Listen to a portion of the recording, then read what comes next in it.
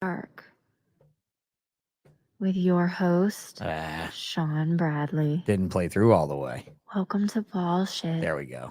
After Dark with your host, Sean Bradley. Much, much better.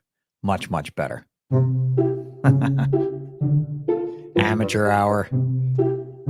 To be truthful, I was helping out a friend, teaching her how to podcast today. She was over here buying one of my other roadcasters. That's bullshit. And I had this thing all set for her, and she kind of fucked up some of my stuff. So That's bullshit. that's what I get for being a coach. That's bullshit. Dun, dun, dun, dun, dun. Well, hello, everyone. It's great to be back for our second show of the new year of 2023. How are you guys all doing out there in viewership land? Hopefully all is good. If you missed my first show of the year with my brother from down under, Luke from Lizard Morphs, he is in the chat right now. He just logged in and said hello. Hello, him and Snoopy in the photo there. We talk all about Snoopy, his Bell's phased lace monitor. This spoiled fuck has every cool Australian reptile there is to have because it's all he can have is cool Australian reptiles. So go check out that show with me and my boy Luke, Luke Stratford of Lizard Morphs. And of course, Snakes and the Fat Man had his very lovely wife, Emma, on Saturday. It's been a Stratford week here at Ballsh and Snakes and the Fat Man. So thank you again for doing the show, Luke. I really appreciate you, bro. We had a lot of fun. All right. So apparently there's quite a few people that have been following this guy and all of his stuff. We're not sure if Anthony's going to be joining us tonight. Anthony's still kind of balancing this fatherhood, businessman role. I think I get this feeling he's slipping a little bit at this balance. I had to like completely give up half my reins of fatherhood to have this show for you guys. So, somewhere my mom is putting up with my daughter's bullshit so that I can bring you this wonderful podcast. All right. So for that, I'm going to go through the newcomers, the early comers in the chat, since we've already got quite a few. Will's hella heat. Jake is someone I've stalked for 2 years now on Instagram and MorphMarket for his Orange Dream puzzle and hypo stuff, but never once interacted, and glad to see him finally do a live. Thank you, Will, for writing that. So hopefully that makes Mr. Jake do more. Or maybe Jake's just like, nobody's asked me, so haven't done it. See if Serpents Morphs. Stan, what's up, dude? Mako Morphs, what's up? Ledka, what's up? Beast Morphs, good to see you. Listening at work. Don't cut off a finger. If you're working around heavy machinery, look out for this guy paying more attention to bullshit than he is to his job. Fries Critters, g'day, down there in Down Under tomorrow, Saturday afternoon, where he is. Gage, kind of a new face in the chat. Nice to see you, bro. Good to comment. Thank you for coming.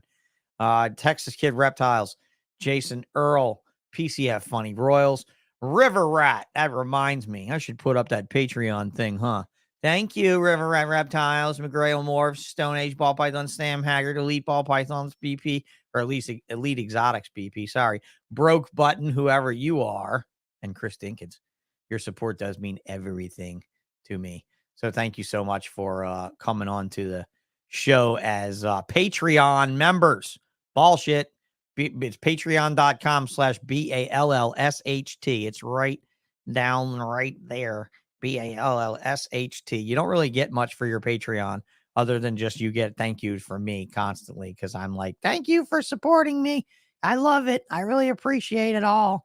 Lindsay, you're excited to hear this. I have my eye on about 14 billion snakes from Milbradt and Caponetto. Well, that's wonderful. Get your eyes off and your money on, girl. Come on. Let's make it rain for these fucking guys, huh? Quirky, another one giving you big support every fucking time. Thank you so much. Joel Bartley, Callie Raised Exotics, Mad River, good fucking sponsor in the house. Thank you very much. Roger Kramer, happy afternoon. Down Under, another fucking, geez, this is going to turn into an Australian podcast, guys. I got a feeling that this is truly going to turn into an Australian podcast. Texoma, God, you guys just keep piling in. And Jay Quintana. I'm going to call at the end at Mr. Quintana, and I'm going to move on to my sponsors of this shit show.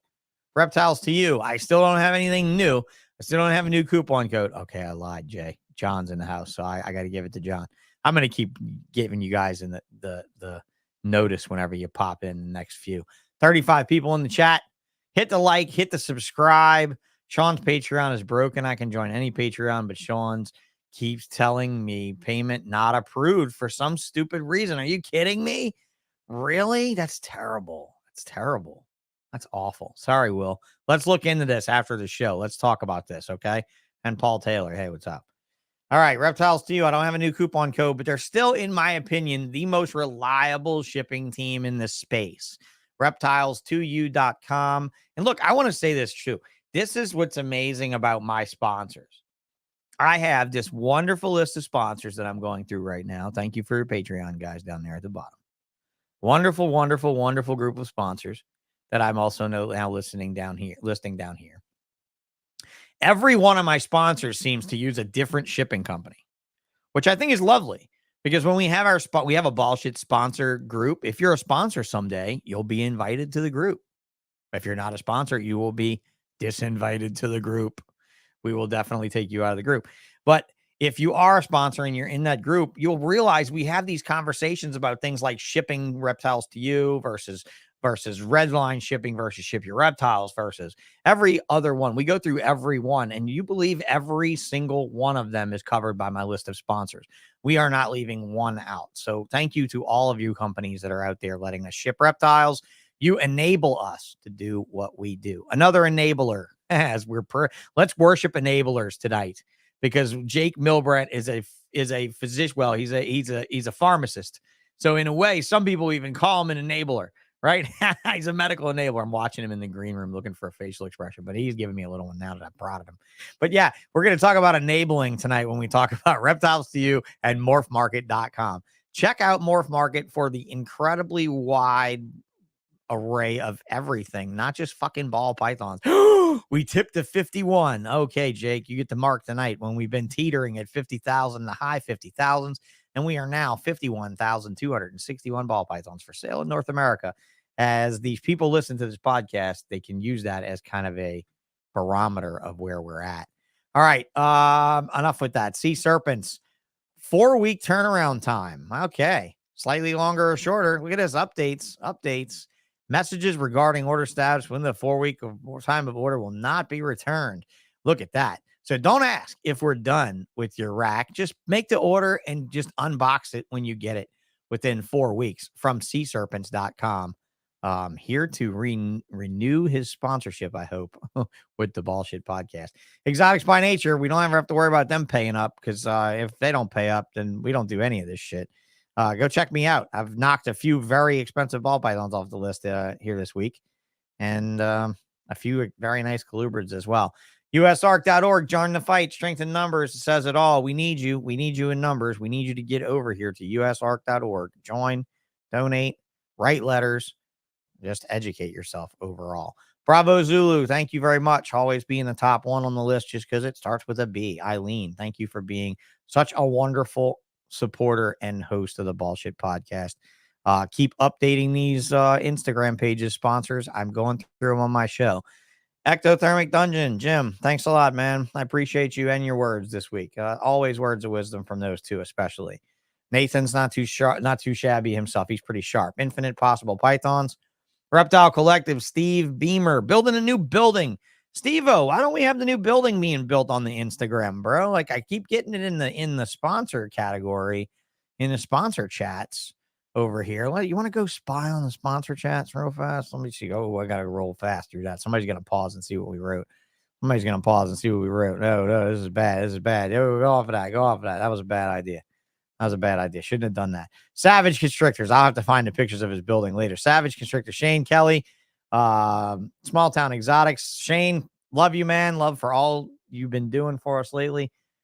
Strange Creations. Josh, thank you so much. I'm going to be lasering up logos for you guys here very shortly, because now we are in form making USARC signs. I have a stack of USARC signs that I've made that are ready to go up online here pretty shortly. Jake Milbradt, there you go. How are you, sir? Are you doing good this evening? Yeah, doing great. All right. So, if anything, we'll welcome you to the Bullshit podcast. Yeah. Your partner, without your cohort. Yeah. So he, I think he talked to you a little bit about this on his other podcast, but he has a toddler at 45. At 45, I'm questioning his thought processes. Yeah. So he is definitely going to join us, but it might be a little bit. Good deal. Well, that's fine then, because Jay says, I like that comment, Jay. Fuck that. I go pick up at C-SERPENTS. Chris is awesome. Yeah, you guys in South Florida have that luxury to just go pop on over there and pick up your shit. It's really nice to have. So how are you tonight, Jake? You good? Yeah, I'm doing well. Yeah. So we're getting you from your office at your pharmacy? That is correct. Yes. All right. Yeah. So how long have you been a pharmacist? So since 2004. 2004. So yeah. That's not that incredibly long. You enjoy your profession? There's a lot of struggles. I also co-own the pharmacy. Okay. So you're like the man for partnerships. You must be amazing to work with as a person. You must be just a wonderful person. Well, my wife and I, she's also a pharmacist. We are in the sort of transition of buying it. So the previous owner, he also still owns part of it. So okay. All right. So when did snakes start for you? So I mean, I've been around you for many years. Yeah. So I'm 43. I got my first snake when I was 10, and I've just always had snakes since then. Okay. So 33 years. Yeah. That's solid. It's 3 years to my positive, which is, great. I love talking to somebody that's got experience like that. It's wonderful. When did you really get into the commercialization of it? Like what was your first reptile show? Let's say, like, what was like the first? Whoa. Yeah. So the first reptile show I remember was in Kansas City. And I was in high school, but I was too young to even drive. So my dad drove me up there, and, I remember seeing the one snake I remember seeing from there was an albino bull snake. And it just blew my mind at the color. And so this would have been mid-90s. Wow. Albino bull snake. I think it was like, I want to say it was like $400 or $500. Mm-hmm. So they would have been fairly new. Yeah, like you would have been, like Applegate, San Diego Gophers were probably $350, $400. Yeah. And it definitely wasn't one of those. I think it was just it's just a plain bull snake. Yeah, I'm just thinking like MORPH in general, right? Like you had crazy shit. Albino radiated rat snakes for like $2,000. Well, $3,000. Back then I feel like everybody's really focusing on colubrids. That's where kind of herpetoculture really kind of started. And you had some people with boids and things like that, but I feel like a lot of it, especially like in the 80s, most of it seemed like it was colubrid based. And you were still getting a lot of that in the 90s too. And where are you geographically located? Because that probably has a lot to do with what you're saying about colubrid focus. Yeah. I'm in Wichita, Kansas. Right. So that puts you in like, so where would have been your reptile expos would have been what? I don't know. Where would you have gone? What was your closest one? So Kansas City. Whose show was that? Like, because there's been shows there for a long time, right? It was put on by the Kansas City Herp Society. Okay. Yeah, because I know the Herp Society there had an involvement like the Houston Society did in the ETHS operation of shows. So you're talking about a long time ago, right? Oh, yeah. Long time ago. Yeah. Right. So in the 90s, you had guys like Don Hamper, Lee Watson, Wayne Hill, right? Daytona Wayne. So and so you had them with shows, right? And then you had herp societies having shows. That's how reptile shows were. Like, I think people need to understand that, Jake, that like reptile shows were, remember, right? They were these few dudes doing it, right? And then clubs like your Kansas City Herp Society, right? So I think a lot of people have lost on the fact that The Houston show was built by a herp society. The San Mateo show in California built by a herp society. I mean, yeah, you had all these, you had Hamburg and this and that were specifically by men that ran the same shows, but you also had these herp societies doing shows. I mean, I just think that's kind of funny though, don't you? Because like herp society is it's waned, right? Oh, like definitely. Yeah, I think the internet kind of killed the herp societies. It did, but with fish people, it's all about the societies. Like, it's weird. Like, how come we weren't able, because we're just one big society. That's why we don't really need to have little local clubs. There's not enough of us locally. You end up with like the perv, the fucking weirdo, and like a couple of criminals and a couple of people that want to walk around with Burmese on their shoulders, and then a handful of serious herpers.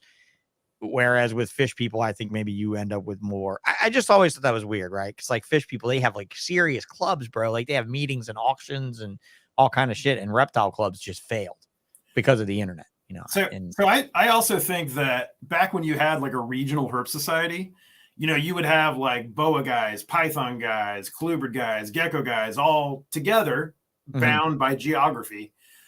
And now what you have, all the boa guys know each other all across the country, but then they only talk to the boa guys. That's a perfectly legitimate way to look at it. Yeah.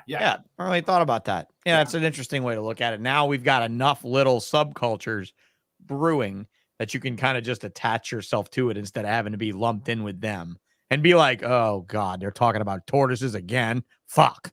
And you don't want to talk about it anymore. You know what I mean? Because it always seems to be in a group of people at a herp society. There's always that one guy that wants to talk about tortoises and nobody else wants to listen, Yeah. And I think also, there's some really big sections now of the hobby, like ball pythons or crested geckos, where they don't even seem like they are herp culture in general. You know what I mean? And they have their own entire ecosystems. They really do. Yeah. Right. Okay, so inherently, could you see someone doing like a specific expo for those things? Yeah, I mean, I talked about it years ago, and Brian Potter's answer was, what the fuck do you think Tinley is, bro? And I'm like, no, I mean specifically, Jake, you and Anthony can bring ball pythons and nothing else. It cannot be a hybrid. It cannot be it could be a ball fucking python, and literally have a ball python show that would attract the world of ball python concentric collectors and breeders to it. In other words, something to get the motherfucker out of his house in Germany and Japan again. Like when you used to come down to shows back in the day, right? Like when you used to go to Daytona and you'd see SIG International walking around with a Japanese translator and shit. Like, get them back to the shows. No? It seems to me like if you're going to have something like that, it needs to be more than just sales. No, I mean show. Like bring your best shit. Like have awards for things, have votes for things. Like literally have it as a show. Like make it more commercialized, not just a big fucking flea market. Do you remember that arboreal symposium that they were doing? Like they tried. Yeah. They attempted it. Of course, obviously, I think Carpet Fest has attempted it. I think Croc Fest in their own way has attempted something like it. But nothing is as massive as ball pythons at this point. I think they are their own concentric whirlwind. And I think that things could revolve around them.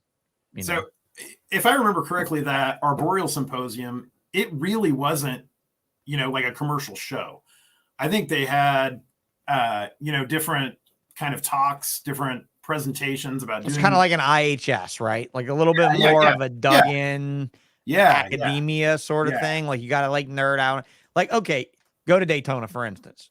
There's those that are upstairs during the talks and those that are downstairs in the bar getting fucked up. Now, those that are really in the hobby, you could tell are the ones that are up there getting fucked up listening to the talks. You know what I'm saying? I mean, like that's what I'm saying. Like there's three of them. There's three people. There's the ones in the talks, right? There's the ones in the bar, and then there's the ones in the talks with a drink, right?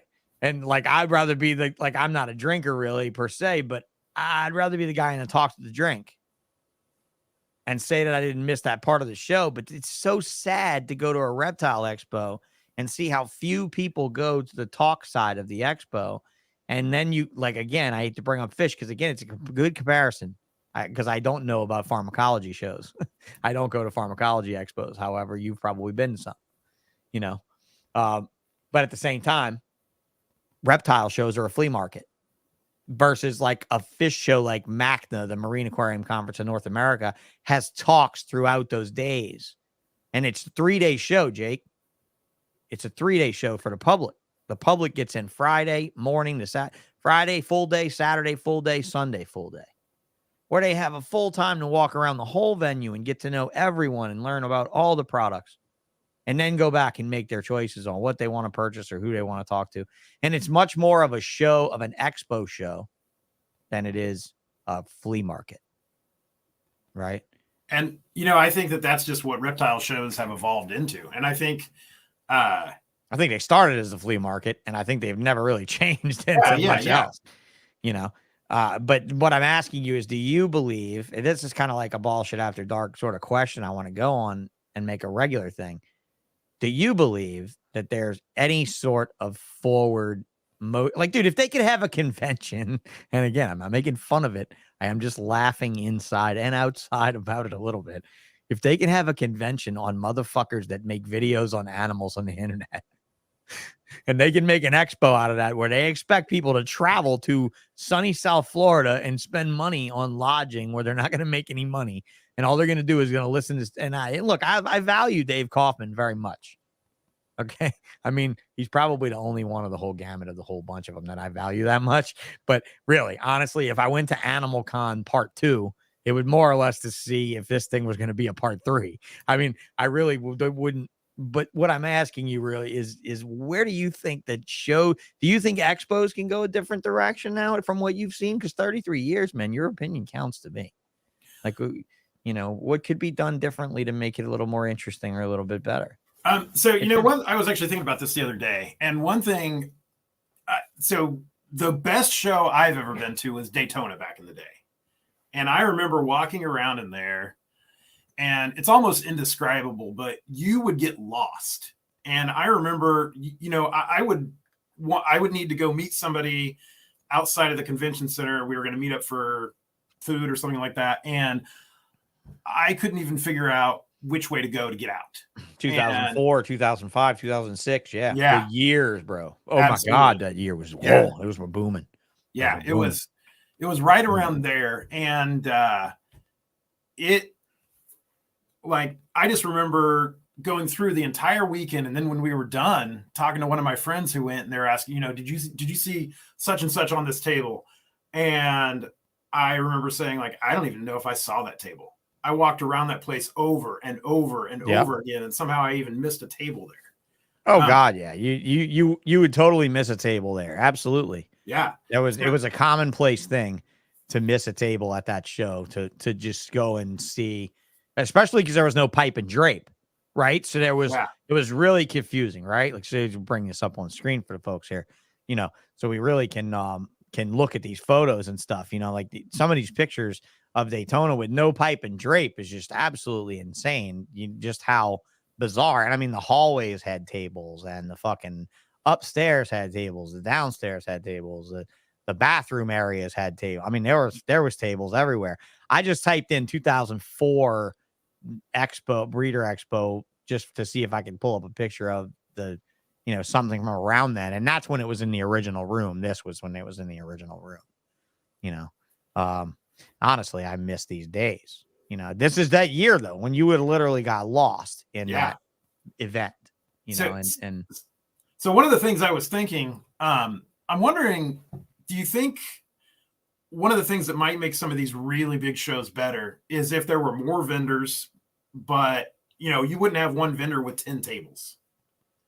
You know, I see a lot of people complain that there's not enough diversity, you know, and maybe you would just get more of the same. Diversity in vendors or diversity in animal? Diversity in animals is what people are complaining about. Well, honestly, I think that's weighted. I think that's weighted by the market and what the market decides. Yeah.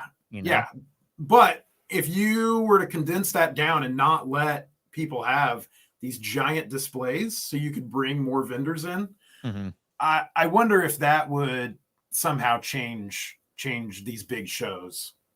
Okay, my idea of a ball python only show was similar to that you got rid of all the other stuff to where you more or less had some guys saying, yeah, I'm going to skip this Tinley because I'd rather wait and do the symposium show and focus on my top stuff, or what's going to force somebody like Justin Kabilka or Bob Vu or Ozzy Boyds or someone like yourself to bring your guns out, Like, I want to see you bring a gun to a show, like in the way of, I want to see a bomb in a box, okay? I want to see something that's like, oh my fucking God. I'm going to go buy this, right? I'm going to go, if I'm not going to buy this, then I'm going to buy the ingredients of this right here. And I think that this is a killer for the idea. Roger, you got a good point. Lack of biosecurity measures, controls will kill the shows. Eventually they will. But again, this is a flea market based business, bro. Like, to say that people are going to bring biosecurity to that level, it just won't happen, because they're not going to stay home from a show based on biosecurity, unless somebody goes to a show and has some drag. Like, let's say Will Banks goes to a show, and this is not to pick on Mike specifically, just a name that has big numbers, right? Jake, if Will Banks went to a show and came home with Nido and it wiped out his whole facility, people would be like, fuck this, I'm not going to shows because fuck, you heard what happened to Mike. And, eventually I think biosecurity will scare people. How do you feel about it? That's a fine little introduction for biosecurity in shows for somebody in a medical related business. What do you feel about it? Does it drive you fucking crazy?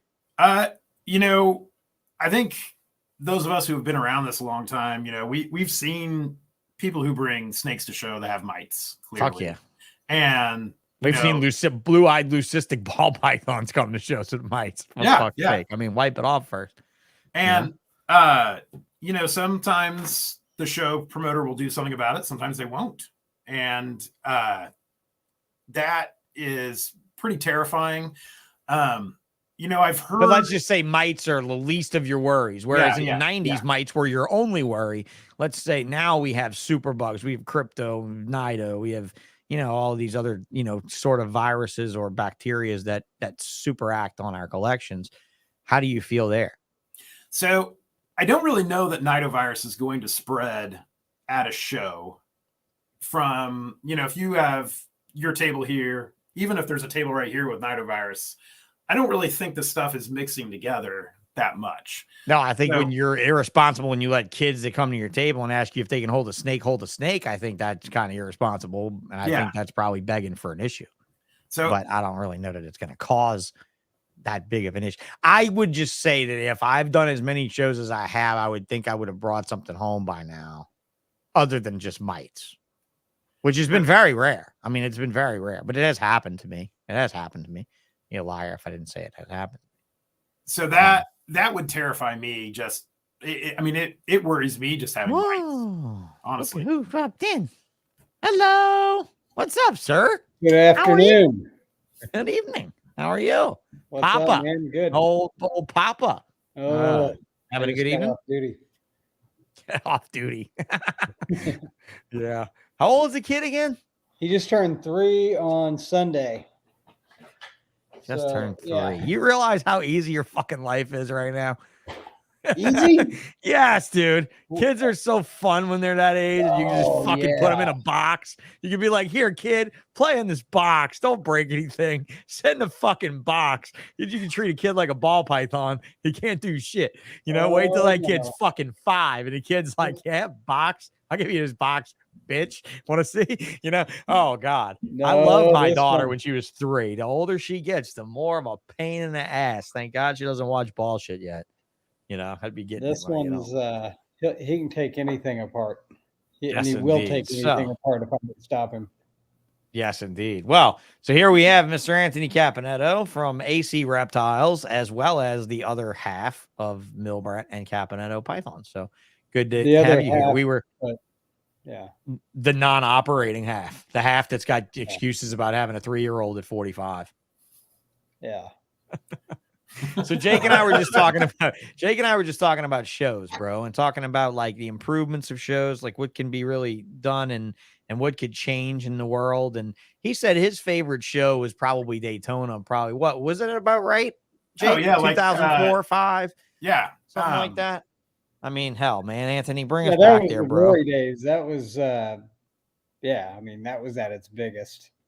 God. Was it? Its Um, absolute biggest. When it really was the largest meeting in the world of reptile people. I mean, I it really was. remember, what was it? Daytona 2003. There was probably 500, maybe 1,000 people out on the back patio of.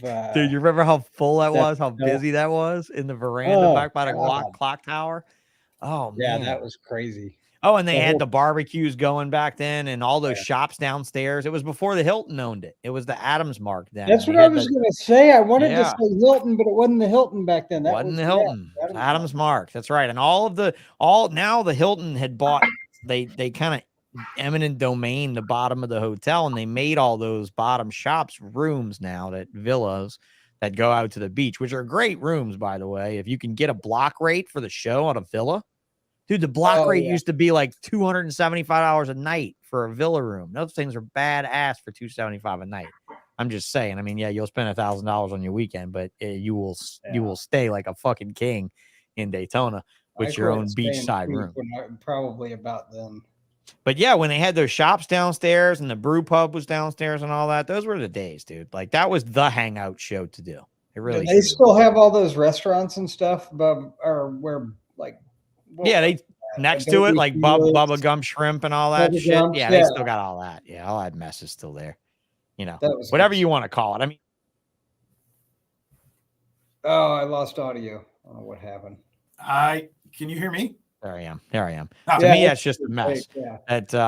That's just like, I come from Louisiana. I get stuck in a building that's surrounded by food that's all corporations with frozen shit from around the world. Like I get no good experience there for food at all. I generally hate my Daytona time for food, but I try to make it like a bro event or hangout event. Well, you know what I mean? That's what it was. But I haven't been since forever now. I haven't been in years. It's been several years since I've been.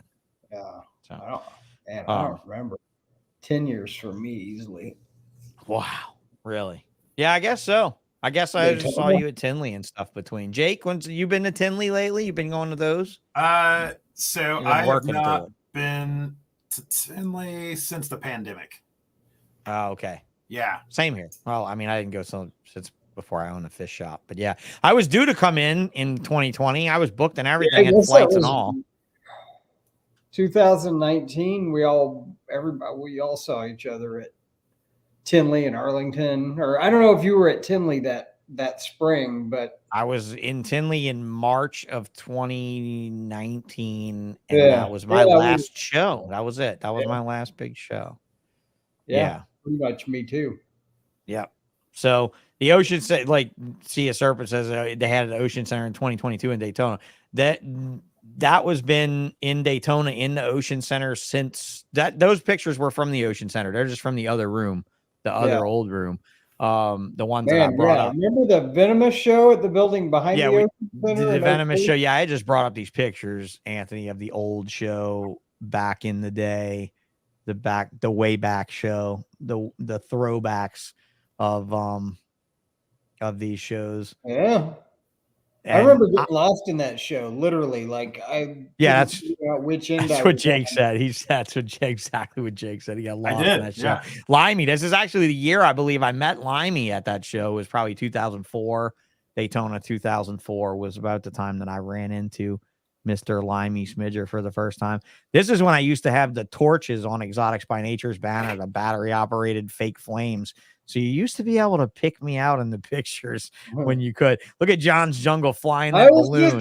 I was looking for it. Exactly. You remember John's balloon? Yeah, John's globe balloon that he would blow up at the show. I remember seeing that somewhere else when it was like, oh no, it was way higher. It seemed like it was way higher. In my mind's eye, it was like 30 feet up in the air, and it's the first thing you saw when you walked in. Get the overlay off for a minute, so it's not annoying. Yeah, dude, it was high up in the air. Remember the year Reptarium came and built the whole Reptarium in there that you could walk in, that big old cage? They only did that shit once. That was lame. Fishnet shit? Yeah, remember the fishnet with the plastic poles? The company had a whole booth built, and they were back underneath the overhang behind Mark Bell's old table by Strictly and shit. They stuck them back under by Strictly, and they built the whole table in there.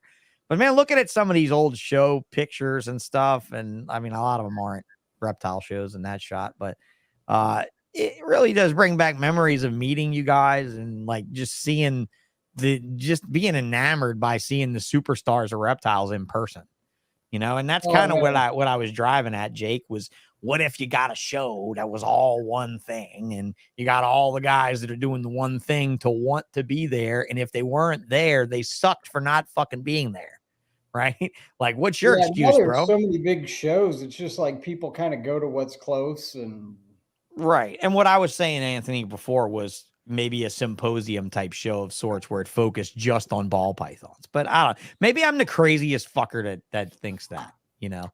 And Limey says he never got lost at Lollies. He never got lost at Lollies.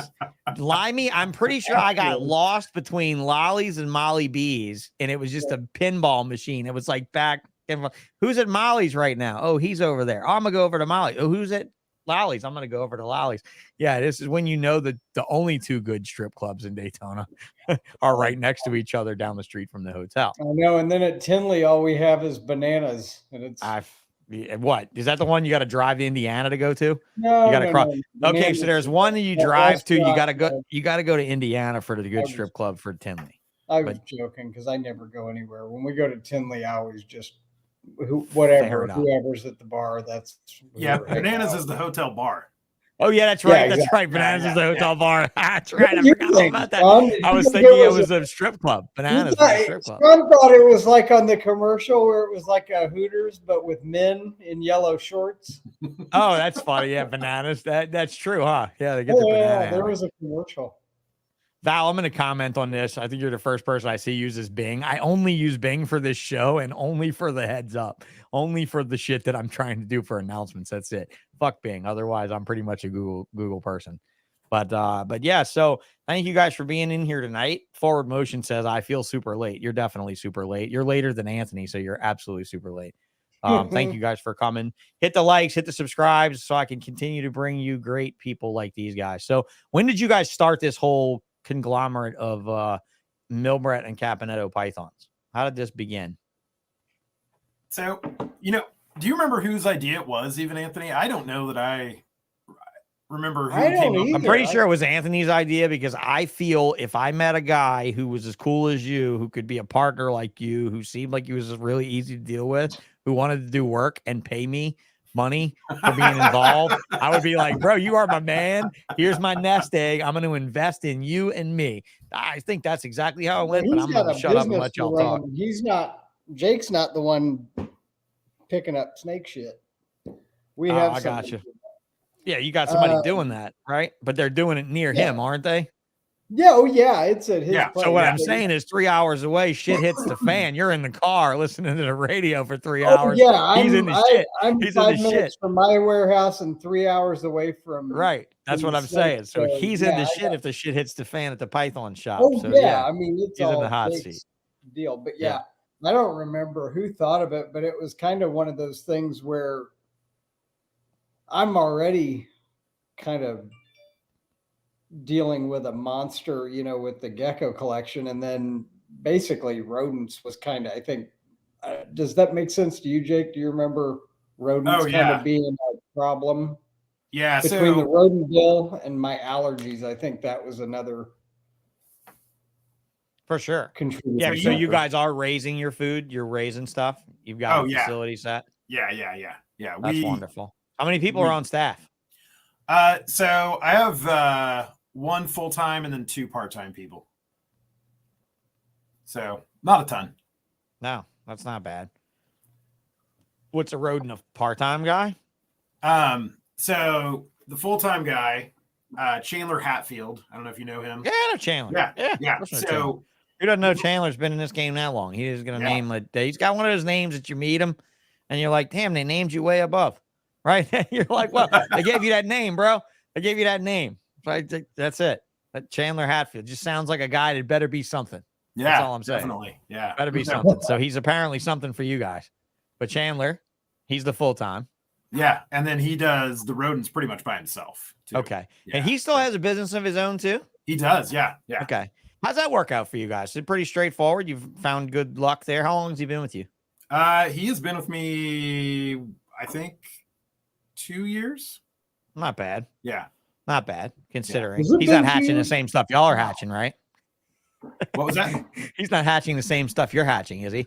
I mean, aren't we all kind of hatching the same stuff? Well, I don't know. I was more in a reference to Scott Seavey and Kevin McCurley, that discussion I had with him about Scott a few weeks ago when Scott was working their ship switching eggs out with when he was hatching wait, when Kevin was missing on bumblebees like crazy.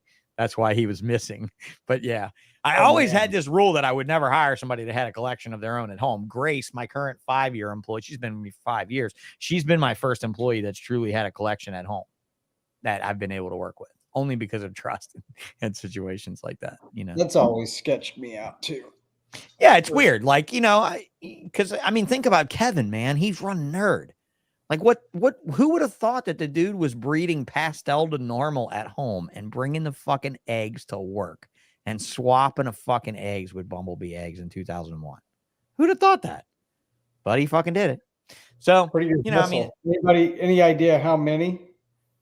Enough to have a collect. Scott Seavey. Seavey's been around for a long time, and his collection for a while there was about identical to Kevin's. So, it's kind of crazy. But they went to court on that shit. They went to battle on that, and I thought Scott had jail on that too. Case. Yeah, that was not good. But it was definitely one of those moments when I think that I don't know. It's all on how you run things, right? It's all on how you trust people and all on how you watch your shit. Forward motion. I have a no bullshit question. Why do you think Axanthic Clown Project isn't way further along than what it is? Forward motion, I can tell you this. I had double head Axanthic clowns when nobody gave a fuck about double head anything. I bred them repeatedly and I missed again and again and again. I finally hit a couple of female Axanthic clowns. I think I gave one to Charlene Payne for a thank you for helping me save my collection when I went through some bad shit a few years back. And the other one I might have sold with my collection. But I sold the adults having never produced a male. And I believe Brandon Bokey got them back in the day. And Brandon, very first clutch he had, he got a fucking male. So honestly, I think it was just an odds game was slow. And I think really it took time for that shit to just blow up. I'm going to let these gentlemen also tell, you their opinion of that. But in the way of Axanthic and Clown, I just think that honestly, people didn't give a fuck about Axanthic that much anyway, especially until John Day came on the scene and started doing what he was doing. Right? I think we all saw an uptake in Axanthics when JD Constriction started pushing Axanthic shit heavily. So I'll tell you, what do you think? One of the biggest problems with the Axanthic morph in general is that there are multiple lines. So you have this mutation that, a lot of people didn't really like Axanthics because they were very short-sighted and all they saw was that they turn brown as they get older. Didn't really see the potential there. So the few people who did see the potential, then they're kind of segmented out on these other lines and then they can't work together. Like I would call John a really good friend and I can't get anything that he has. Wait, hang on a minute. Hang on. Hey, Gecko guy, you think you'd learn something the first time around with Axanthics and ball pythons, huh? I still don't like them. I know you still don't like them. It still doesn't change the fact that the other gecko people are making a mint on Axanthic fucking geckos. Oh, It's all good. Yeah, I was going to say. I'm just trying to rub something in. Besides wave 20 grand in front of my face to get me to put that shit in my collection. I like the way you think. I hope your resolve is worth it in the long run, because I certainly have made a lot of dumb fucking mistakes not buying certain things, and that's another one of them. So yeah, but so Limey did pipe up. Thank you, buddy, for saying Scott did do time for that. Yeah, and so I don't know what kind of time. Yeah, but and then there's the man, the myth, the legend himself. He's got enough internet to write a comment. He doesn't have enough internet to do a show with me longer than an hour and 20. But thank you, Mark, for coming by. What is an Axanthic? Mark says. I don't really know. It's an anerythristic, isn't it? All right. So yeah, Axanthics were kind of a slow catch. I do remember the earlier days of them and no one wanted them. So, and then you have, like I said, the different lines. So you don't have that giant synergy. Imagine if there were 4 different lines of clown that all looked the same, but they weren't compatible. The clown combos we have right now wouldn't be anywhere near where they are. Yeah. So yeah, that's it. I mean, I mean, I hate to bloat it out, but I mean, it is public information, Will. So it's not really that big of a deal. CV Exotics, yeah, that's him, Scott CV. Yeah, the Axanthic line thing was very confusing in the beginning, and then to top that, guys, I also want to focus, and we've mentioned it here on the show in the past, especially at Axanthic land. VPI versus Snakekeeper.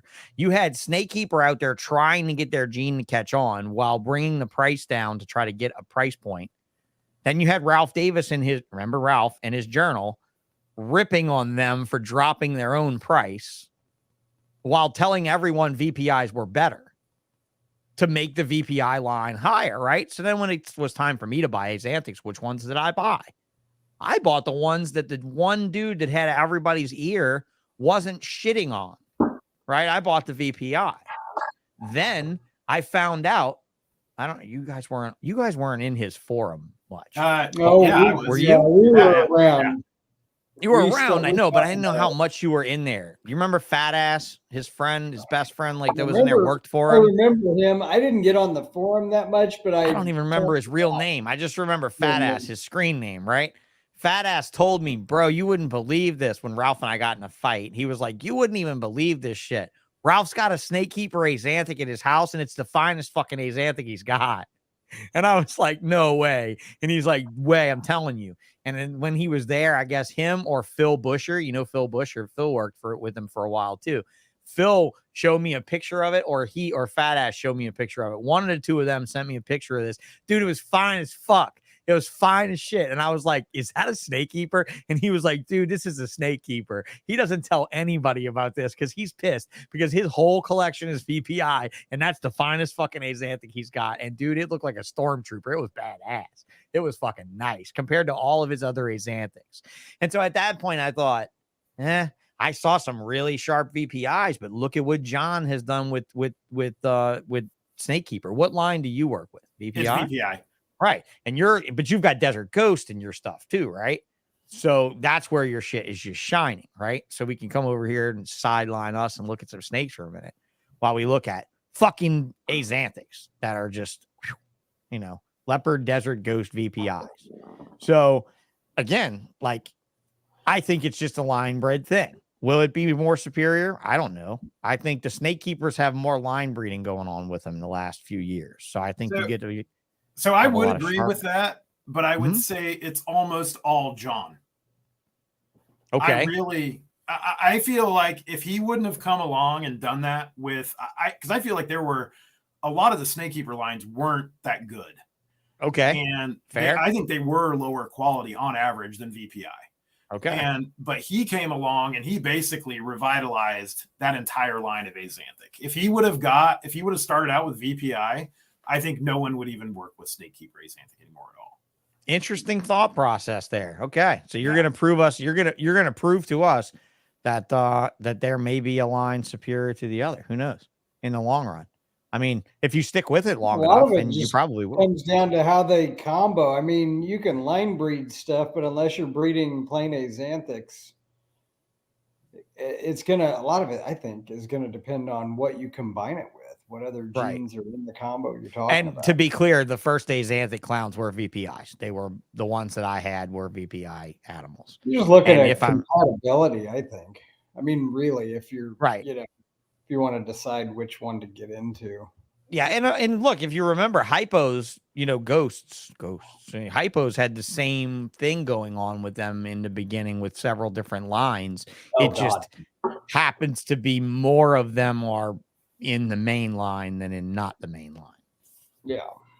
Oh God, yeah. Green, yellow, orange. Butterscotch. There you Yeah, go, so- butterscotch. I'm Right, just- Bell line, Nerd line, whatever line. But I mean, I've gotten them from Africa. I've gotten them from BHB. I've gotten Nerd. I've got Bell, and I've bred them all together and gotten hypos from them all. But I never ended up with a hypo that wasn't compatible because I never bought a hypo from Graziani or from Snakekeeper. And whatever that is, that's another. Greg's hypo and Snakekeeper's hypo was some other thing. Those weren't Yeah, compatible. well, Chris and Sheila had some. Yeah, they did too. And by the way, I'm going to have them on the podcast. You know that? I'm going to get, Oh, wow. well, Chris, not Them? them. I'm not going to have them. I'm going to have Chris, not Sheila. I think they've I was very going to much say, been- yeah, I'm sure you that would. should take pay-per-view that's- for that shit. Yeah, no, I'm not going to have them both at the same time. But Chris, maybe, yeah, why not? Right? I think Chris would be a good guest. Is I he mean, still? Is he still doing snakes? Fuck yeah, dude! It's like that's like Rob Roy McGinnis, bro. You're not going to get Yeah. them fuckers not to do snakes. Doesn't Oh, I matter how didn't many. know what they did. I didn't Yeah. know. Well, the thing is, we had all this drama recently on Facebook with podcasters in the last couple of weeks. He actually piped up on one of my little threads and had a pretty good bit of things to say, some nice things to say. So I asked him if he'd come on the show, and he just kind of left me hanging on that one. You know, I figured I had Brian Sharp on the show, and we talked about the old days of him and, Tom Crutchfield and them going on sabbaticals and shit, going on, trips and stuff. I thought that was always kind of cool, So, but yeah, that's it. It's I think the Axanthic Desert Ghost is where it's at. Beast Morph says Axanthic Desert Ghost is where it's at. I mean, how could you not think that's where it's at? That's how you make a stormtrooper a real thing. You breed Desert Ghost in the Axanthic. I mean, that's the only way you're going to get a snake that looks like that. No, Desert Ghost fixes what.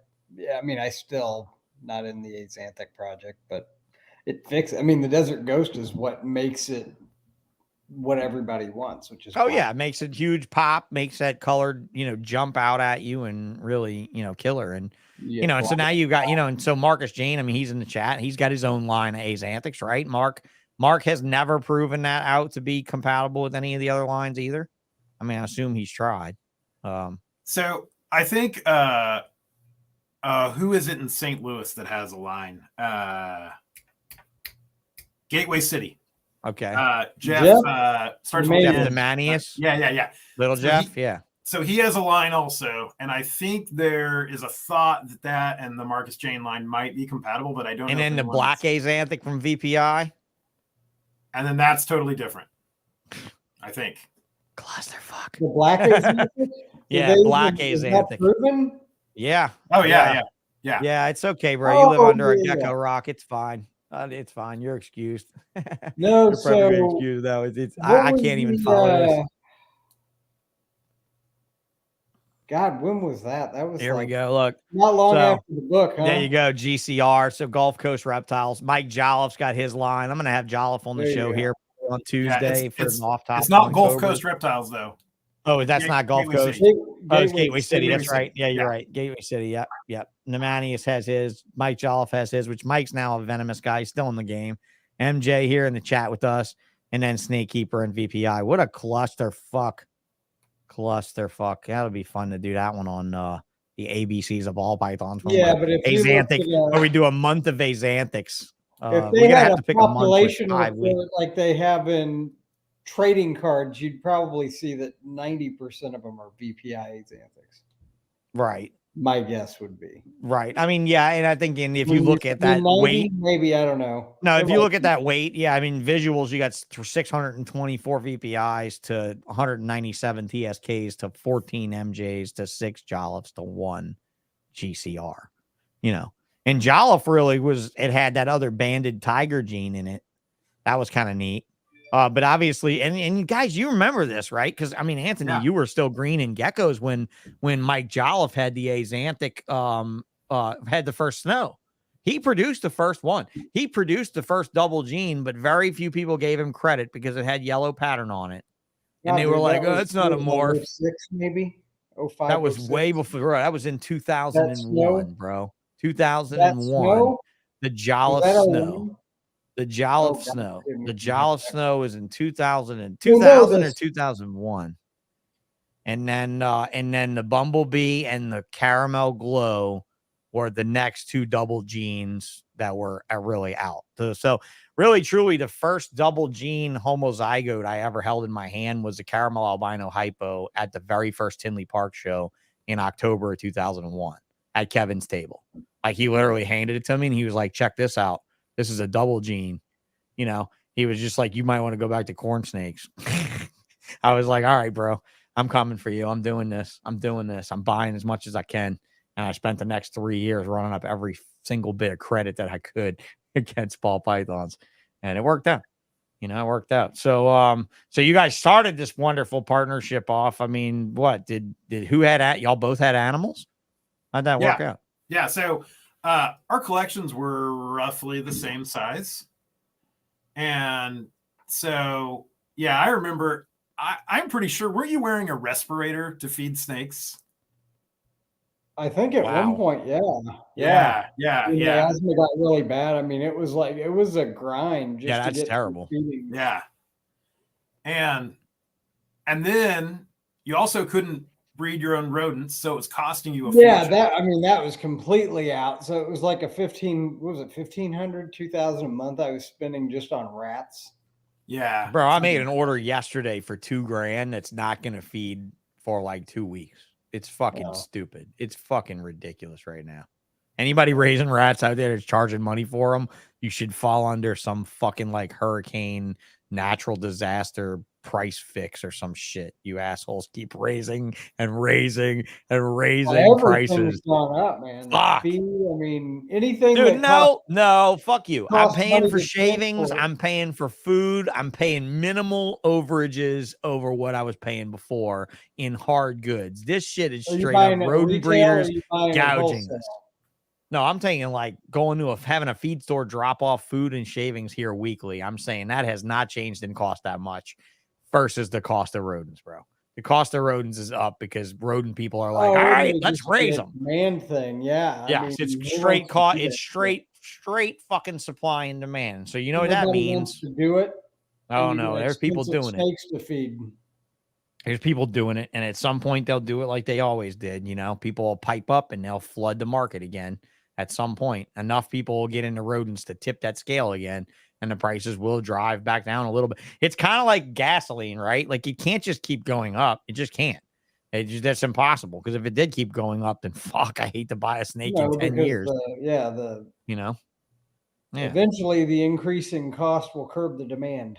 Bro, and with the decrease of prices, fuck, man. It's crazy. Jonathan Sell says rodent feed's been steadily increasing in prices. Well, I haven't really seen all that much more for them here that as far as my feed companies are supplying. You look at year over year going back to 2019 and you look at what your bills were back then, you look at now, well, dude, let's look at 2009 then, if that's the case. Let's talk about buying a bale of aspen for $7 versus $27. It's done to gas prices. Oh, yeah. Yeah, it's run pretty up. I mean, what do you guys feed your rodents? Missouri. Yeah. So I'm feeding the same then, because it's what I can get. It's just what I can get. Now mention prices and the whole chat lights up. Everybody blows up, talking about prices. And yeah, there's no doubt everything's gone up. I mean, yes, rat food has gone up, but how much has your rat food gone up? My rat food has not gone up that much. It might have gone up like $1.50 a bag for 50 fucking pounds. It hasn't gone up that much. So maybe my feed store is just sitting on their costs, and you guys are all dealing with companies that are passing on the savings to you. I'm not buying rodent food, but like our diet cups that we use, the cup you get your ranch in at the restaurants. Yeah. What do you use? 1 ounces, 2 ounces? What is that? 2s. 2 ounces? We were paying 2 ounces. We were paying like shipping not included, I think around $18.50 a box of 2,500. Yeah. Now at the beginning of 2019, and last year they had gotten up to around $60, and now they're back down. They're around 30. About 30, 32. Yeah, that's what I was gonna say. That's about what I think I paid a couple weeks ago from Web Restaurant Store for 2 ounce. And that was just petroleates, I guess. The cost of petroleates. Plastic went up. Plastic went up insanely, dude. HDPE and acrylic. Hey, clear acrylic, because go to Home Depot. Notice every face shield at every store now is made out of 1/4-inch clear acrylic. Every Home Depot has stand-up like barricades around the things for COVID that are made out of 1/4-inch clear acrylic. When COVID hit, acrylic went off the charts. So yeah, egg prices too. That makes sense. Shit, I want to start selling eggs. Fucking babies to eat. I want to start selling eggs. Let's chicken farm this shit. Yeah. Talking about egg prices. Missouri puts us back $55 for 50 pounds. What are we paying for Missouri in 50 pounds, bro? I think I'm paying like 30. 55, you better take a walk to another fucking store. Am I crazy? What are you paying? We're paying, I don't know what we're paying, but it's under 30. Okay, I was gonna say you should be under 30 serpentine. So if you're putting $55 for 50 pounds of Missouri, you need to drive to another feed store. You need to put $10 more in gas in your car and drive further. Because that's just not that's not a straight price, bro. That's crazy. I mean, Missouri should be under 30, should be between 25 and 30, 32, I would say, per bag. Should be about average, for that. So do check on that, guys, because I mean, you don't want to be in a gouge spot, You know how many businesses are going to look at this business and say, those snake breeders are making a killing over there, huh? Yeah, a lot of these feed stores are just have no idea what. Yeah, they have no clue. I mean, if they're not pricing it, right? If they're not pricing it on schedule, well, it's the same thing that happened if somebody contacted me and asked me about tortoise chow. Same thing. Somebody's feed store was gouging them for tortoise chow just because it seemed exotic, right? So they were like, "Well, if we order anything for exotic pets, we just gouge them for it." Yeah. So yeah, definitely. Oh, they're in Canada. All right, never mind. That explains a lot of it. Never mind. I'm sorry. I didn't realize your dollar was watered down. I didn't realize your dollar was fucking like stomped to shit.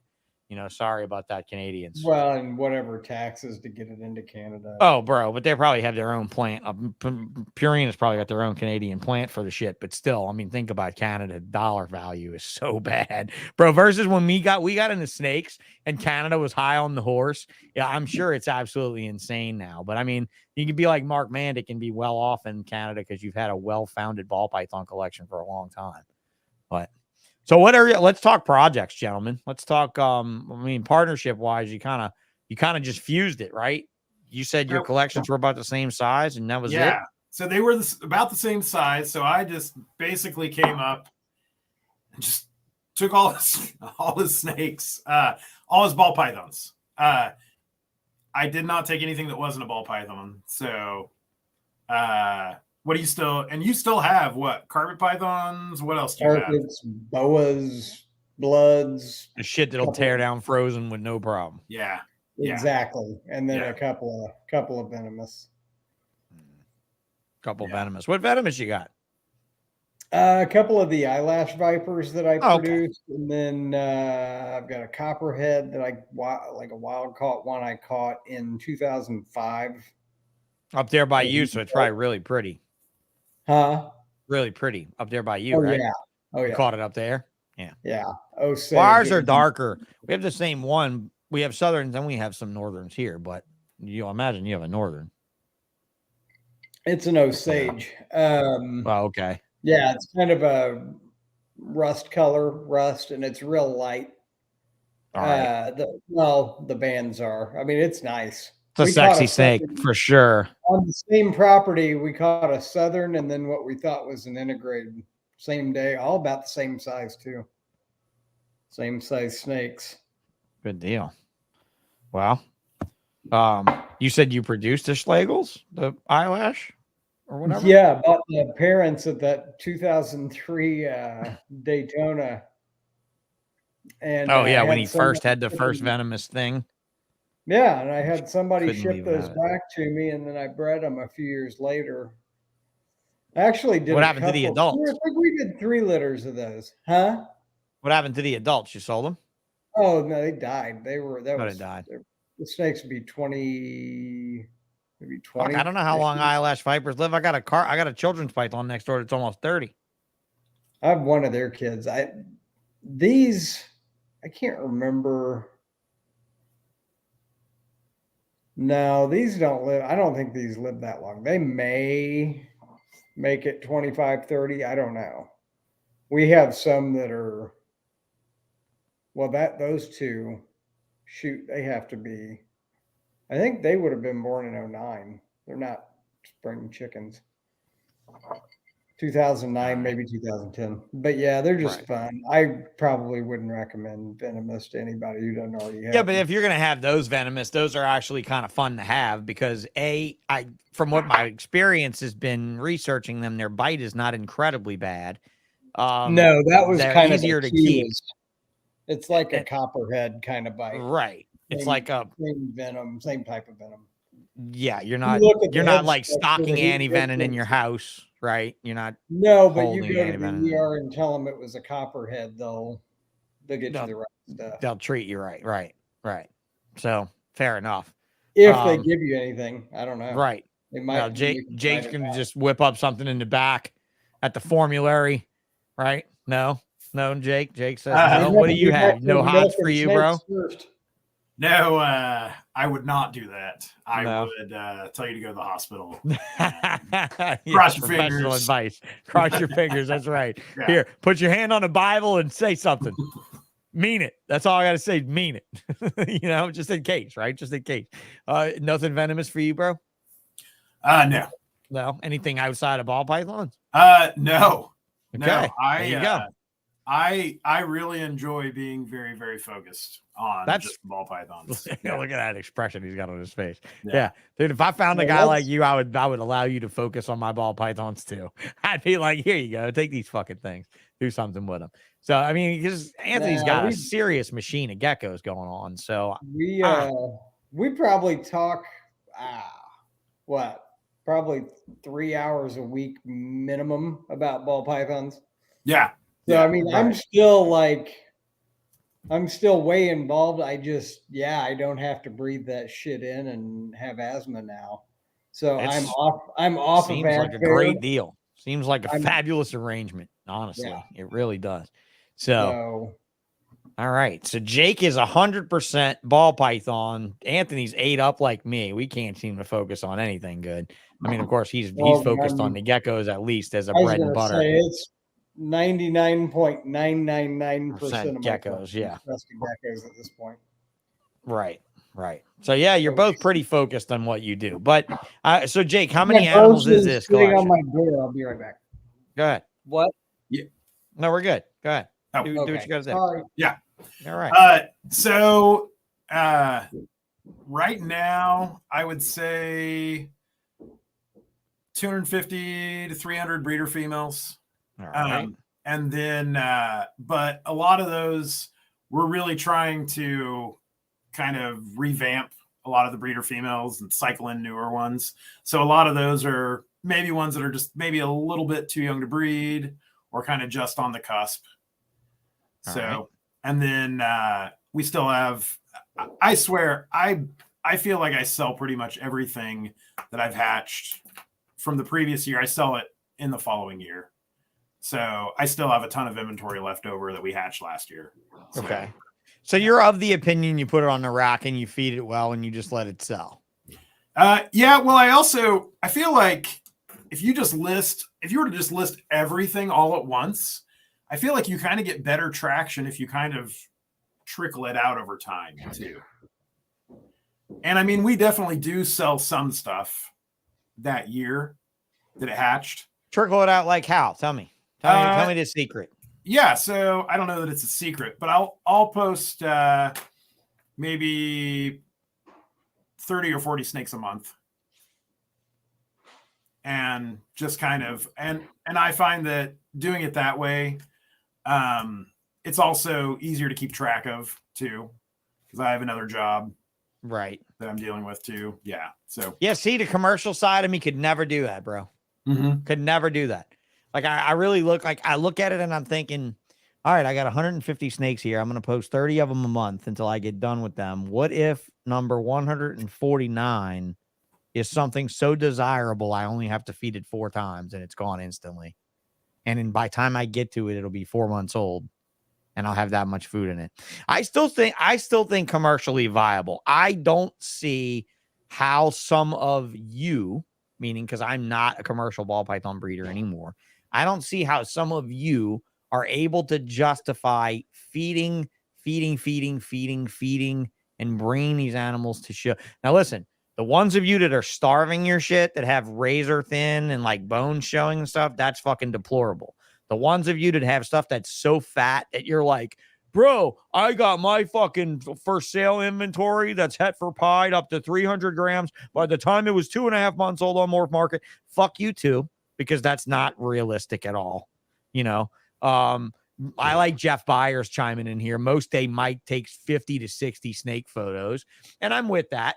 I actually bought my camera that I run is actually Mike's old camera that he used to run like 9 years ago. And I used to run it, and I maybe took, when I sat down and take pictures of snakes, I maybe took 20, 30, 40 No way I took 40. No fucking way. Maybe I did Who's 15 Mike? or 20. Will Banks. Who's Jeff Jeff- talking about? Jeff works for Will Banks. He's talking about Will Banks's op in the way of, He shoots 50 to 60 snakes a day. yeah, dude, they produce in 2,000 clutches, 3,000 clutches a year. They have to take that many pictures a day. Yeah. If they don't, they might be just selling pastels as pastels. No, I didn't And know not how great. much of it he Yeah. retailed. I didn't know he retailed. Yeah, no, everything. Mike's been retailing strong like that online and everything, you know. So I mean, I he definitely probably hatch more geckos than Yeah. Mike does snakes, but I don't retail any. right. Yeah, but you're able to Dude, wholesale I couldn't geckos in a different imagine. way, bro. Nobody's wholesaling ball pythons like How you're many- wholesaling geckos. I'm sorry, nobody. I wish we had Jeff on here. I wonder how many photos he's taken of each snake. Because if I shoot 20 geckos, I got 500 pictures on my camera card when I get Right, but they're jumping around. But this is the ball python, Anthony. Have you forgotten how easy Oh, they are to take? no. Let me say this: to take a photo of a ball python, Anthony, does not require a respirator. It doesn't. It's very easy. It's not allergenic at all. I mean, the geckos aren't Very that hard. It's all hypoallergenic, the angles I have actually. to hit though to show the laterals and all that. No, I shit. totally agree. Dude, taking pictures of 2 geckos makes me want to fuck my world up. So Jeff's saying 1 each. So there you go. He's only shooting 1 50 to 60 photo each. snake photos. Wow. Right. But yeah, but then again, okay, so if I'm taking photos, I'm shooting probably 5 to 10 photos of each animal, even if I'm doing ball pythons. But then again, not now. Please don't go look at the MorphMarket now. God, that's just the cell phone of my employee. When I gave a fuck, which is probably going to be soon, because I'll be back here living here and I'll have time when I'm not like, because I live 21 miles away from this building. So I'm like just driving back and forth and thinking about traversing and thinking about leaving home to come here takes hours every day. So, I mean, it's just like, it's not productive. Do you have a separate facility? I have 5 acres of land here, Anthony, with a 3,500 square foot building with an apartment above it. And I lived in the apartment for 10 years. And then when I quit the ball python game and I opened my aquarium store, I opened it up in town, like closer to people. And so I actually moved back closer to it. So now I'm renovating. I've got paint and spackle over my hands. That's what I was doing when I came down here a few minutes late. Jake was waiting for me in my own show. I guess was waiting for me, just twiddling his thumbs because I was still we were upstairs filling a dumpster. Thankfully, all I got to say is this is a great setup, right? We got a driveway in the front with a balcony and we just had a dumpster brought right up to the front of the building. So I could just go up there and work and just fucking throw shit over the balcony. It's going right in this giant dumpster. It's awesome.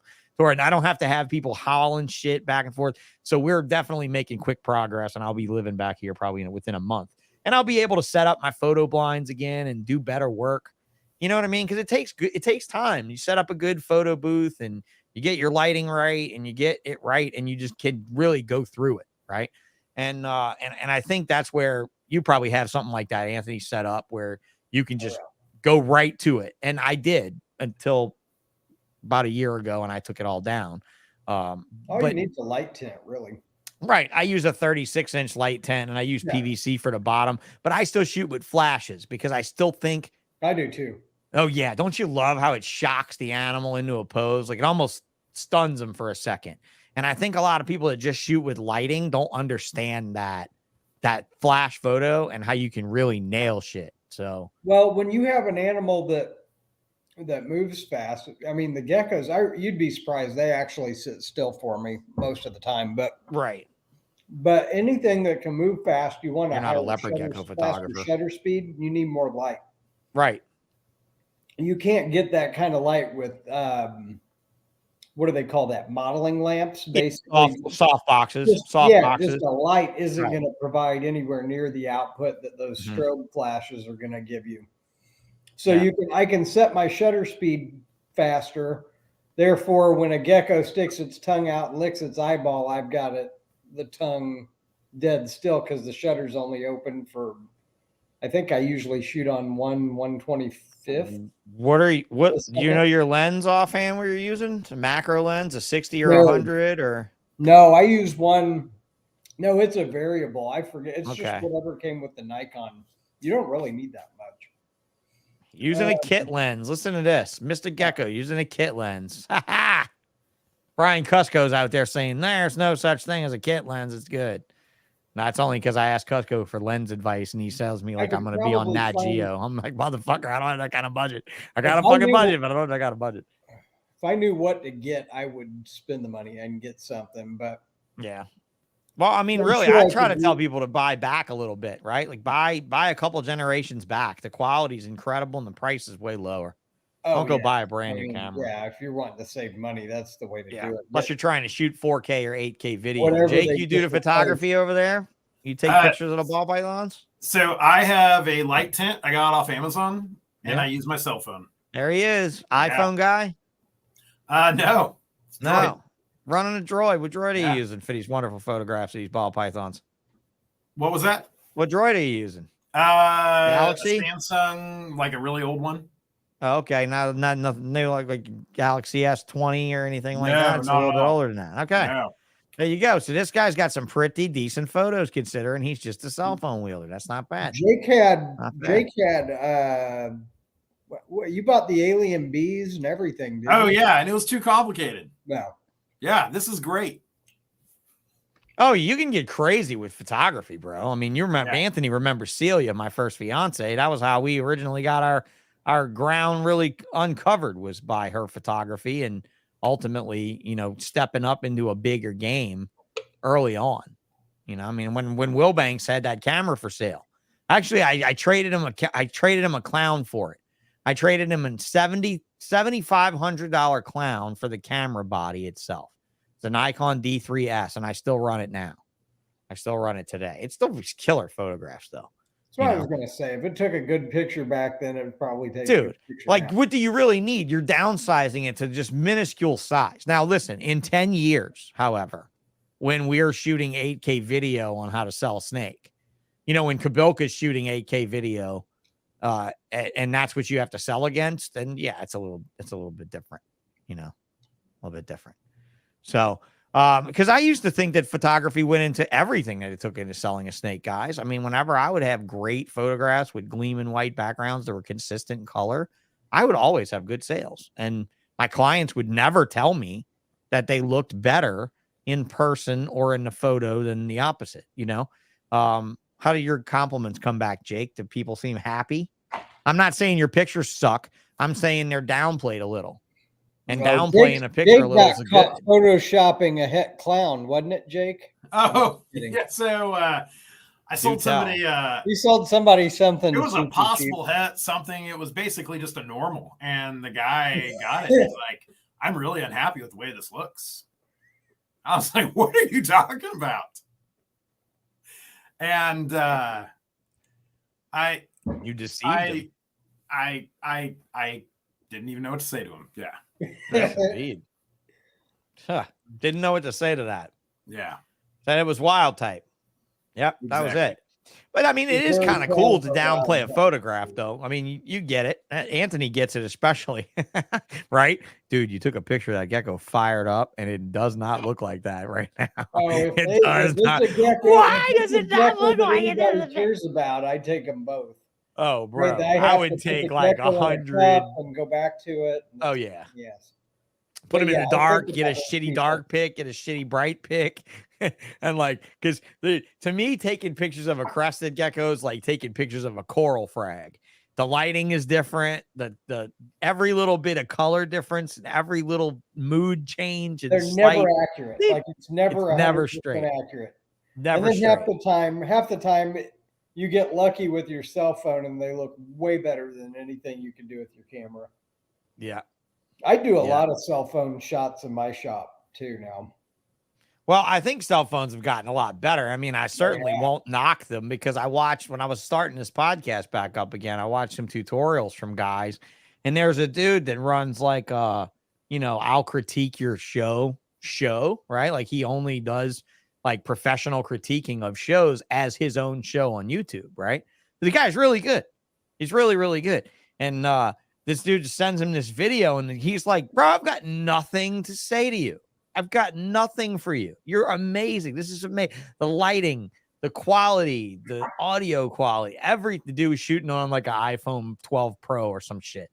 So he was just shooting on an iPhone but he bought every accessory.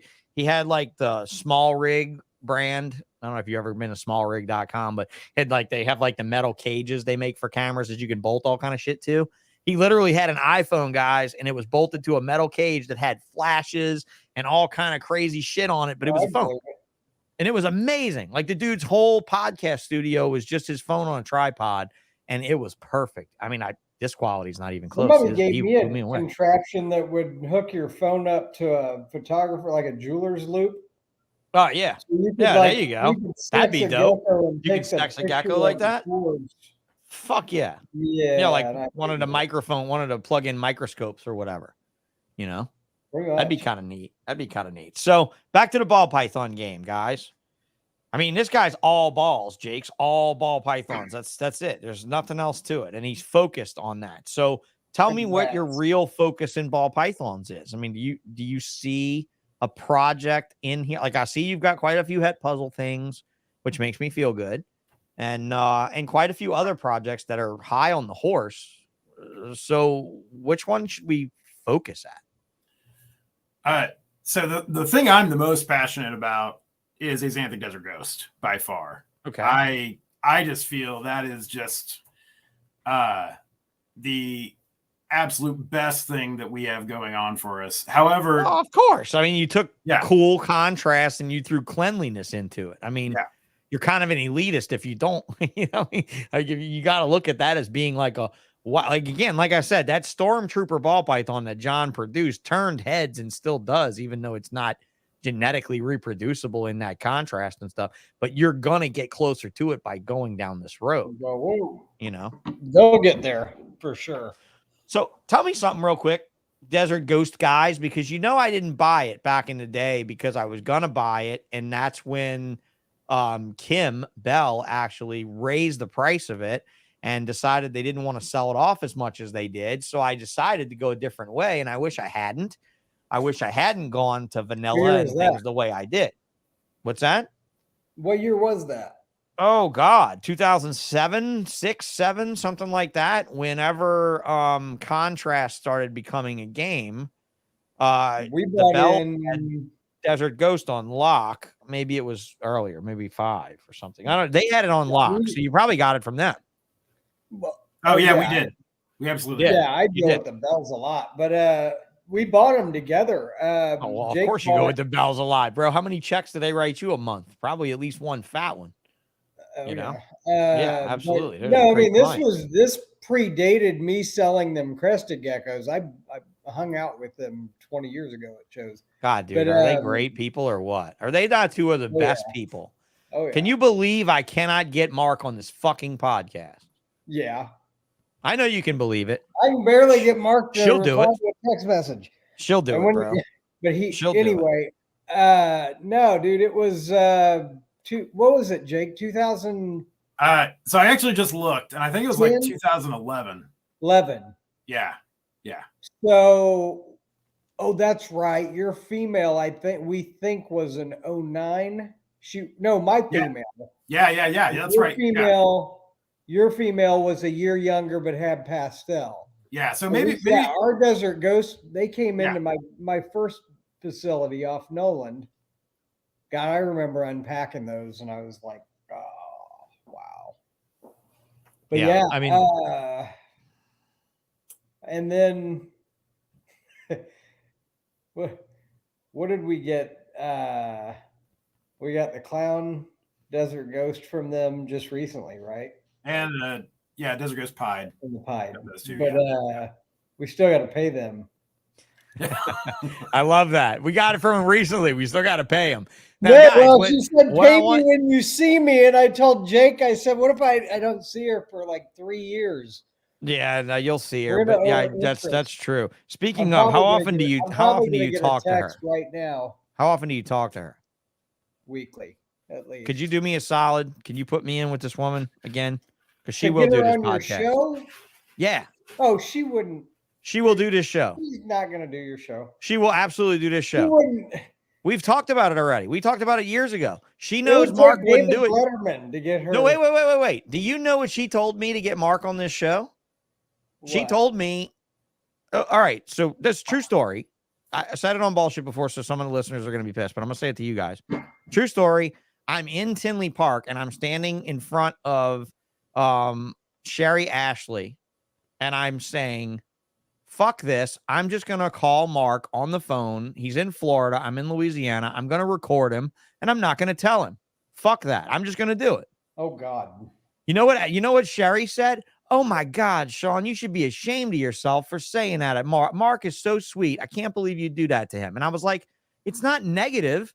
It's positive. It's good things for the industry. People need to hear things that he has to say about laws, about Florida, about accredited reptile breeders, about, dude, he's got a lot of really good things to focus on. And so I left it alone. I'm like, all right, I won't even have him on the show.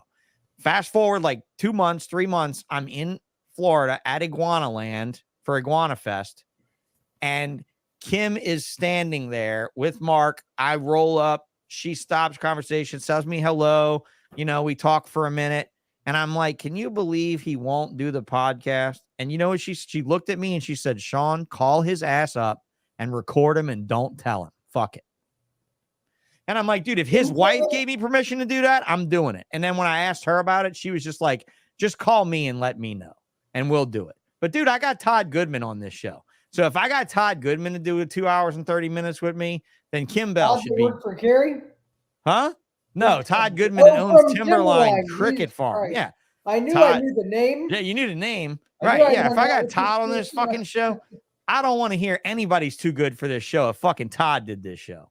That's it. No, it's getting Kim or Mark to do anything that isn't like pinning do it. that they're not already pinned down to at that farm, man. They'll do it. Do this. When we get off of here, send me her number. I'll do it all myself. I just need her. I don't have her number. And she don't ever check Facebook Messenger. So it's fine. That or I'll call the company myself and do it. But having you've now done 2 shows with me in 6 months, bro. So shit, you ought to be a shoo-in for a good person to recommend somebody. Because I really, truly think she has a lot of things to say. I do. I think they both do. But Mark won't do it. I think Anthony's really excited to give you her number. I can. No, he's not at all. I can tell he's like, oh no, this is not. I was just dude, listen. Say, maybe I should. Can you put it up on the screen and we'll just. Fuck no, it's not. It's not like that. Everybody, it's not like this is me. This is me. This is not the no, fucking.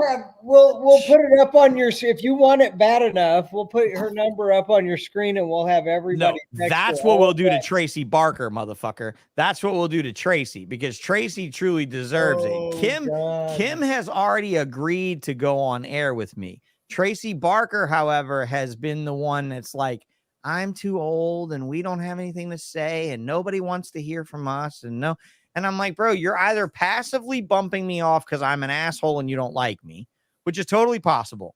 But the fact that she gives that same shtick to every single person in the podcasting community. It's after you've been around, I think, and I've only been in the game maybe half as long as they have, but after a while, you just don't want, and some of us don't give a shit, and some of us do, but I don't want to say something that I end up with my foot in my mouth and I have to apologize for the next 7 years. But the thing is it really, when have we even gotten on the topic of that? Right? Of what? Saying some shit that you're really going to regret. You did 2 hours plus with me a few weeks ago. We had no problems. Here we are, Jake, sitting idly by, like, let's talk about my ball pythons, motherfucker. That's why I'm here, But I mean, really, when we get down to it, like, what really are we going to say? Like, because I said Scott Seavey was a fucking crook and with the Jets was a fucking fact. Like, you can go check the court logs. Yeah, that many people with eyes on you, it can be. Honestly, dude, you know what it is? It's old-fashioned people that just don't have the gumption to get out there and put themselves out there. Like, half of youth is like, bro, I got an OnlyFans page. What's your fucking excuse? Like half of America has, tits for $5 a month, for Christ's sake. So, I mean, at the grand scheme of things, like, you're going to die and your book is going to fucking rot and flood and burn and nobody's going to have it. Like 35 years from now, a gamer kid's going to be stumbling across this video. Maybe, right? Like if YouTube keeps it up, if it's not like amateur Pornhub and it gets Oh, deleted after 10 years or YouTube some will shit, be there. YouTube right? will be there. But let's just say that this is the start. How I explained it the other day, Elon, right? Neuralink, Elon's company, Neuralink, that they're trying to make a chip that goes in our brains, right? That you could download. Human consciousness can be one thing, right? Like, can you imagine not learning shit that you could just put it in? And you don't have to go to all those years of school. You just put it in, right? You just learn. What is this? This is the start of our collective consciousness. YouTube, Google. Oh, you mean it'd be even faster to be a gecko or ball python expert than it is now? Hey, bro, it would take all the You don't guesswork even out have of to it read completely. the internet anymore to It become would be an all. expert. It would You be. just- That would be it. But wait. If that was possible, Anthony, it would come with a certification from acreptiles.com that you were a badass guru at geckos, right? Like if it was me, I would be downloading Anthony Caponetto and Garrick DeMeyer. And right, like if Jake Milbradt, maybe with ball pythons, because I want to talk to a ball python guy that's only about ball pythons. Like, you're rare, bro. You're fucking rare. You understand that? Most of these guys are like, I want a blood and I want to do Merle's blood. Go a step further than a Patreon. We'll like download the shit into your mind for you. We won't tell you how to think. If we're really headed that way, wouldn't this be something like that? I mean, right now, if you want to fix your washing machine, Anthony, are you calling a Maytag guy before you check YouTube? Sean, I've had the same washer and dryer since 2001. I was just telling Jake this not too long ago. I'm ready to shoot that thing. Like I've had the same pair. I bought them used from a roommate in college. And you didn't even have to fix them because that was from before when they needed to be fixed. I haven't experienced that part of life yet. That's wonderful because my cousin sat on the ground for 4 hours breaking a washer trying to fix it before I told his 50-something-year-old ass to get on YouTube, find the exact model he has, and watch 15,000 other people change the part in 5 minutes. And you know what he did? He went to the local store, he bought the part, and he changed it in 5 minutes after checking YouTube on a Saturday. Right? Because, the guy wasn't going to be back in the shop till Monday. My little brother learned how to remodel houses by watching YouTube. It's really not hard. So why am I not sitting here talking to you guys and next week talking to Casey Lazick about the first black-headed pythons that were bred in North America? Someone wants to hear that. Why am I not talking to Tracy Barker? Why don't you talk to Mark Miles? Mark Miles. I don't even know who the fuck that is. Jake. I've never met Mark Miles, but apparently, so he owns a pet store in Kansas City. Anthony, he's like a local fixture, man. He's had like the reptile store in town forever. But Jake just told me. I think he's had multiple clutches of Boland's pythons recently. Really? Okay. Yeah. So it's a fucking accomplishment, right? So definitely worthy of mentioning. Massive accomplishment. So let's talk. That sounds like an off-topic Tuesday guest. I'd get on here with you. I'd like to hear about that. Yeah, you get on here with me. Well, look, it's great to have you both here tonight. Until he's dead over that. Thank you both for coming. I bred whatchamacallem, Moluccan pythons. There you go. Scrubs. Yeah. Moluccan scrubs. People still ask about those. Oh, for sure. Because now that's a fucking. You remember when you couldn't give a bar neck away? You couldn't. Yeah, nobody cared. Nobody gave a shit. I could have bought bar neck scrubs in 2001 for like $50. Bar necks, I'd like to have a bar neck actually. But it intimidated the shit out of me that they got as long as they did, and they're easy snakes. They are on the injurious list as a carpet python. I mean, they're only man killer. Yeah, that's on another. The scrubs. I mean, what's the largest amethystine python you've ever seen in person, though? Because I haven't been around them. In person, I haven't seen any very big. I've seen like the Australian ones. What is that, Jake? King Horneye? King Horneye, I think is what they used to call it. They're like 27 feet. Yeah, it's not King Horneye now. What are they, like 28 maybe was a record on those? No way. No way. I want to say it's like 27 feet, 25, something like that. Yeah. They get really, really long, but you're talking, I mean, a 25-foot King Horneye's probably bigger. Hold up, bro. Shit, I got some that look better than that. Yeah. Well, I'm not talking Well, I about should- I'm not talking I about the should. jungle carpet. I'm talking about the book as a Years reference ago. point and what the conversation's about. Oh yeah, Yeah, I'm talking about the you reference got point. the book. Yeah, that's the book. That's the only book, probably the only book with that kind of data. Although I'm sure that the new carpet python from Zoolander and Nick Mutton is very interesting on a lot of this. Interesting. Yeah. So Is it out? Did they publish it? yes, it's out. The more complete carpet python by Ego Publishing from Nick Mutton and Justin Zoolander is out, available as of maybe October, November, right after we did the show, because he did the show. He did my very first Tuesday off topic show before you. A little Who'd bit. You have before Nick you or Nick? Justin? Nick. I'm gonna bring Justin on for his own show. Nick and I had a great time because you know what he did was he immediately shit all over ball python people and retic people in the same boat. Like we all belong together. Like I'm like, bro, what the fuck? Where the fuck do you get off comparing ball pythons to retics anyway? Jeff Byer says I think it says 27.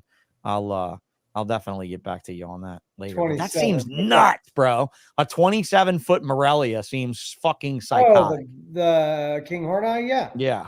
It was, I just remember reading it and thinking like, oh yeah, you're talking like retic or maybe like yes, berm size, like average big berm size. Length, like yeah, huge. Fuck. That's fucking enormous.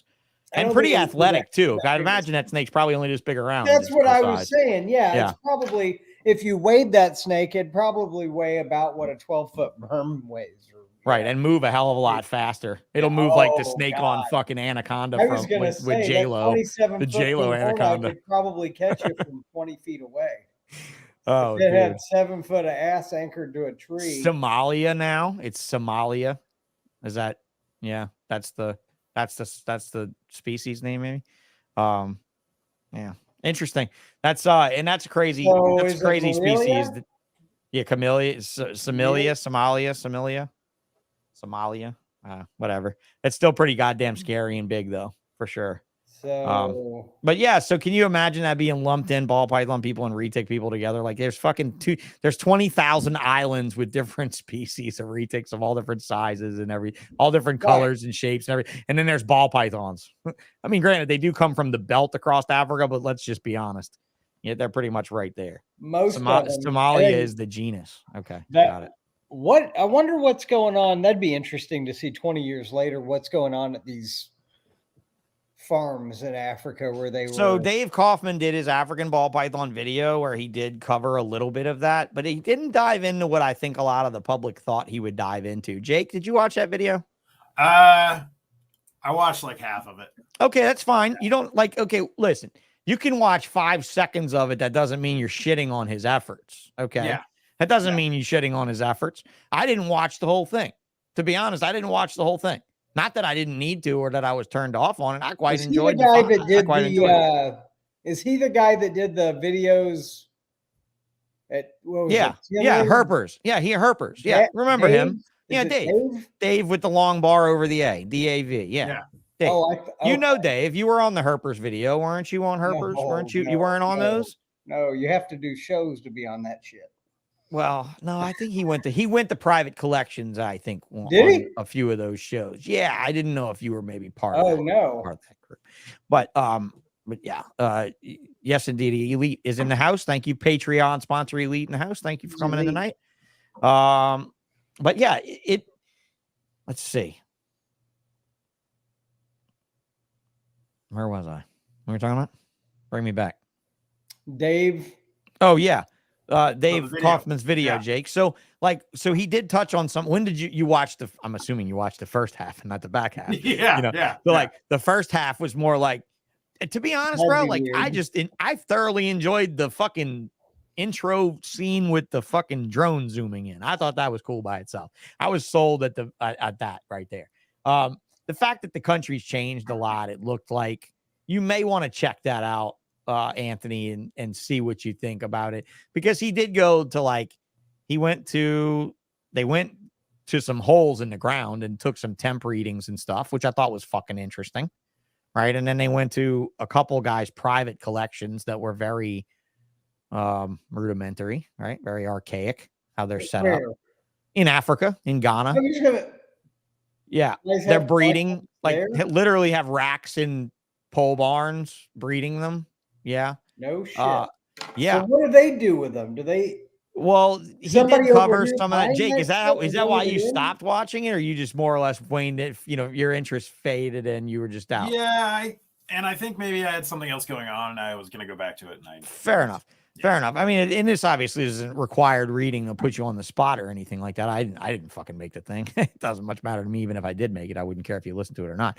But he did cover like the black market there, or the voodoo market there, not the black market, but the voodoo market there, Anthony, and like the dried ball pythons and stuff, the like dehydrated ones, and he covered them in not so great of a light. Are they the ones that get too dehydrated to ship in bags to pet I don't think stores? so. They're like, I think they "Oh, fuck, that purposefully one." dry these out. Yeah, like that one's purposefully closer do to that. being dehydrated. Than Yeah, just- no, I don't think it's the culls from our shipments exactly, bro. I don't think They- that's it. They But float them in water to see which ones go to the pet stores and which ones don't. right, just the chicken egg method of selling ball pythons to America. Yeah, and honestly, bro, I mean, we joke and we laugh about something like this, and obviously there's somebody gonna watch this video on YouTube that's gonna be like, "Who are these fucking guys, and why are we Oh, not if putting you've them been out in of the business?" animal business for 20 years, Yeah, you've been in the animal fucking, you business that deserve long. to get to make a joke. Well, and at that point too, Anthony, you've been in the animal business for that many years, and you've also been in the third world animal trade business for that many years. You know how these countries operate. That's it. That's And why how they work. we do Yeah. what we do the way we do it, so they don't have to go pluck shit out of the wild and fucking torture it for 6 That's it. weeks before it ends up in some 12-year-old's bedroom. That's it. And I mean, at some point, is the ball python in captivity? Is it morphing enough in captivity now to where we're not really needing to look outside of our own realm? Yeah, I mean, look at even the prices that the market will bear on wholesale, whatever, crested geckos, whatever it is. I mean, the fact that I can get what I get for those, and I don't have to worry that fucking tokay geckos sell for $7 or whatever they are. True. I don't true. have to compete with that Right. anymore. The buyer But- is now educated enough not to buy that tokay gecko, even though it's $29.99 instead of $99.99. Well, and look, It's like gentlemen, that. I can tell you this too. Kim Bell would be the perfect person to ask here as well, because she knows how many wild normals they're still bringing in from Africa every year. Probably none. I would guess none. Probably very little. I would not say none. Yeah, I you're don't, right. You're probably right. I don't see how that's possible. Yeah, because I don't think they would produce enough. I was just thinking of the Not normals. byproduct from their own production, but even that is not enough.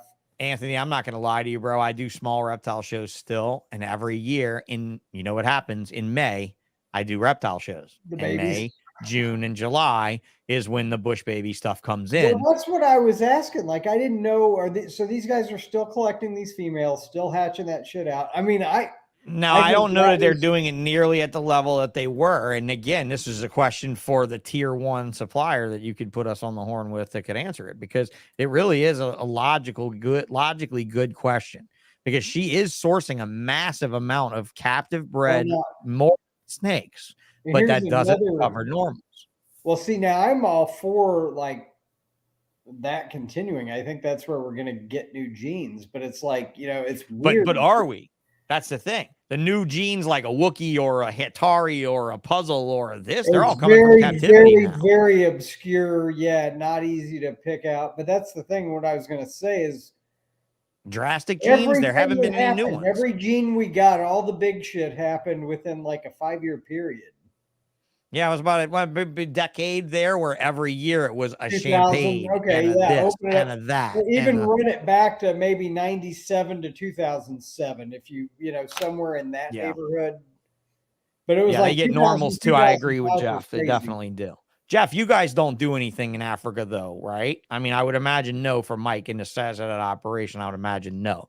But I got to be honest with you. If I was running a wholesalers or something like that, I would still be buying African normals. Well, I wouldn't be buying them. I mean, they have to source a ton of shit. I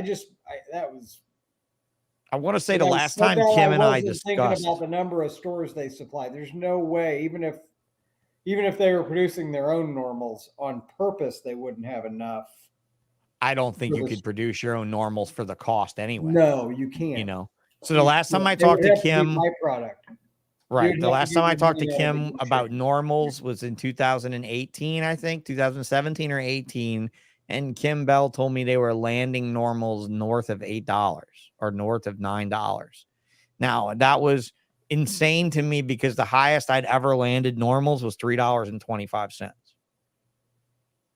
I could never get them that cheap. I think I found some for like $5.50 one time. Right. But dude, the last time I did it was That was 2005. like double picked so- over, like nothing good in it. Wasn't good. Right. So in my cases, only thing I ever got I got one calico one time out of 1, 2. Oh, they were so good at picking that shit out. I think I got one calico, no pastels, no cinnamons, no. The only thing I ever pulled was one calico from over 2,000 wild ball pythons, untouched from Barchak's place. Literally, he would get the crate and reship it. It would just be a freight forward, right? Like it would still be tied up in the sacks, hanging from the rails and the boxes. Nobody repacked anything. It was all literally just, 10 crates came in to Detroit. He put one crate on a plane and sent it down to New Orleans. That's how it went. Same way we do with corals and distributing corals. And all that stuff. Fuck, man, you could have pulled out something that would have bought you a house back then. But it never happened, bro. They pulled all of it. They pulled all of it. They were very good at pulling it. You never got a hypo. You never got a you might have got a fire. You might have got a sulfur. No, and they had. I found out years later that there were other bigger names we all know, but they would buy the shit, like buy hypos when hypos were 1,500 here. They would buy them for 300, 200, 300. Yeah, I got in with Barchak a few times on that, and he let me buy female hypos for 250 or 200 and things like that. They got look. There you go. Jeff got a fancy bag, and fancies guys are like gold stripes, classic jungles, reverse stripes. Yeah, all weird looking normals that don't come out. And what always struck me about the fancy bags was how'd they get the fancy bag? Somebody was picking through everything. Oh yeah, they were picking through to pick the golds, those high golds and stuff like that. But all the really cool shit, the same guy making those fancy bags was keeping. Yes, indeed. Or how about when Noah started keeping them and breeding them there and not telling anyone? And that's what he did with champagne. He released champagne and bamboo. Jeff, champagne and bamboo. Jake, you'll remember this story, but do you remember it was the champagnes? 3 people. Yeah, remember that kid from Germany? The kid from Germany, remember that? That young kid from Germany, that teenager, that punk ass teen that was with Will Banks and Bob Clark. Jeff remembers back then because Jeff, I think, worked for Bob. What was that kid's name, Jeff, from Germany or whatever? That Josh what was his last name? I don't remember his last name. I don't remember his last name. Buying a ton of expensive stuff. Yeah. And he bought a champagne. Blonde, bleachy hair. Yeah, he was a punk. He was a fucking like Abercrombie looking fucking punk ass bitch. He was a punk. I don't remember, but I didn't like him. I should text you. Marcello Baron Kelly. That's him, Baron Kelly. That's him right there. Marcello Baron Kelly. Okay, that's not who I was thinking. No, Italian. That was him. Baron Kelly. He was a cock, right? He's out, right? He's got to be out now, right? Them guys didn't make it. Those people like that didn't make it. Those names didn't make it. Anthony, that's not the guy you're thinking of. You know who I was thinking. What the fuck are you thinking of? Yeah. Wasn't me. I was like, punk ass bitch, that would be right. That would be no. We won't drop any other names. We won't talk about anybody I don't know Canada or anything like that. Why how'd we get onto that? Yeah, but no, the champagne, because Noah lied and said this is the only one in the world, and he shipped this one to this guy, and he had babies, and he sent this one, and he did the same thing with bamboo. He was breeding them there. He was breeding bamboo and champagne in Africa. So didn't somebody come out with champagne? Cole's had one too. Came out with champagne, but they called it something else.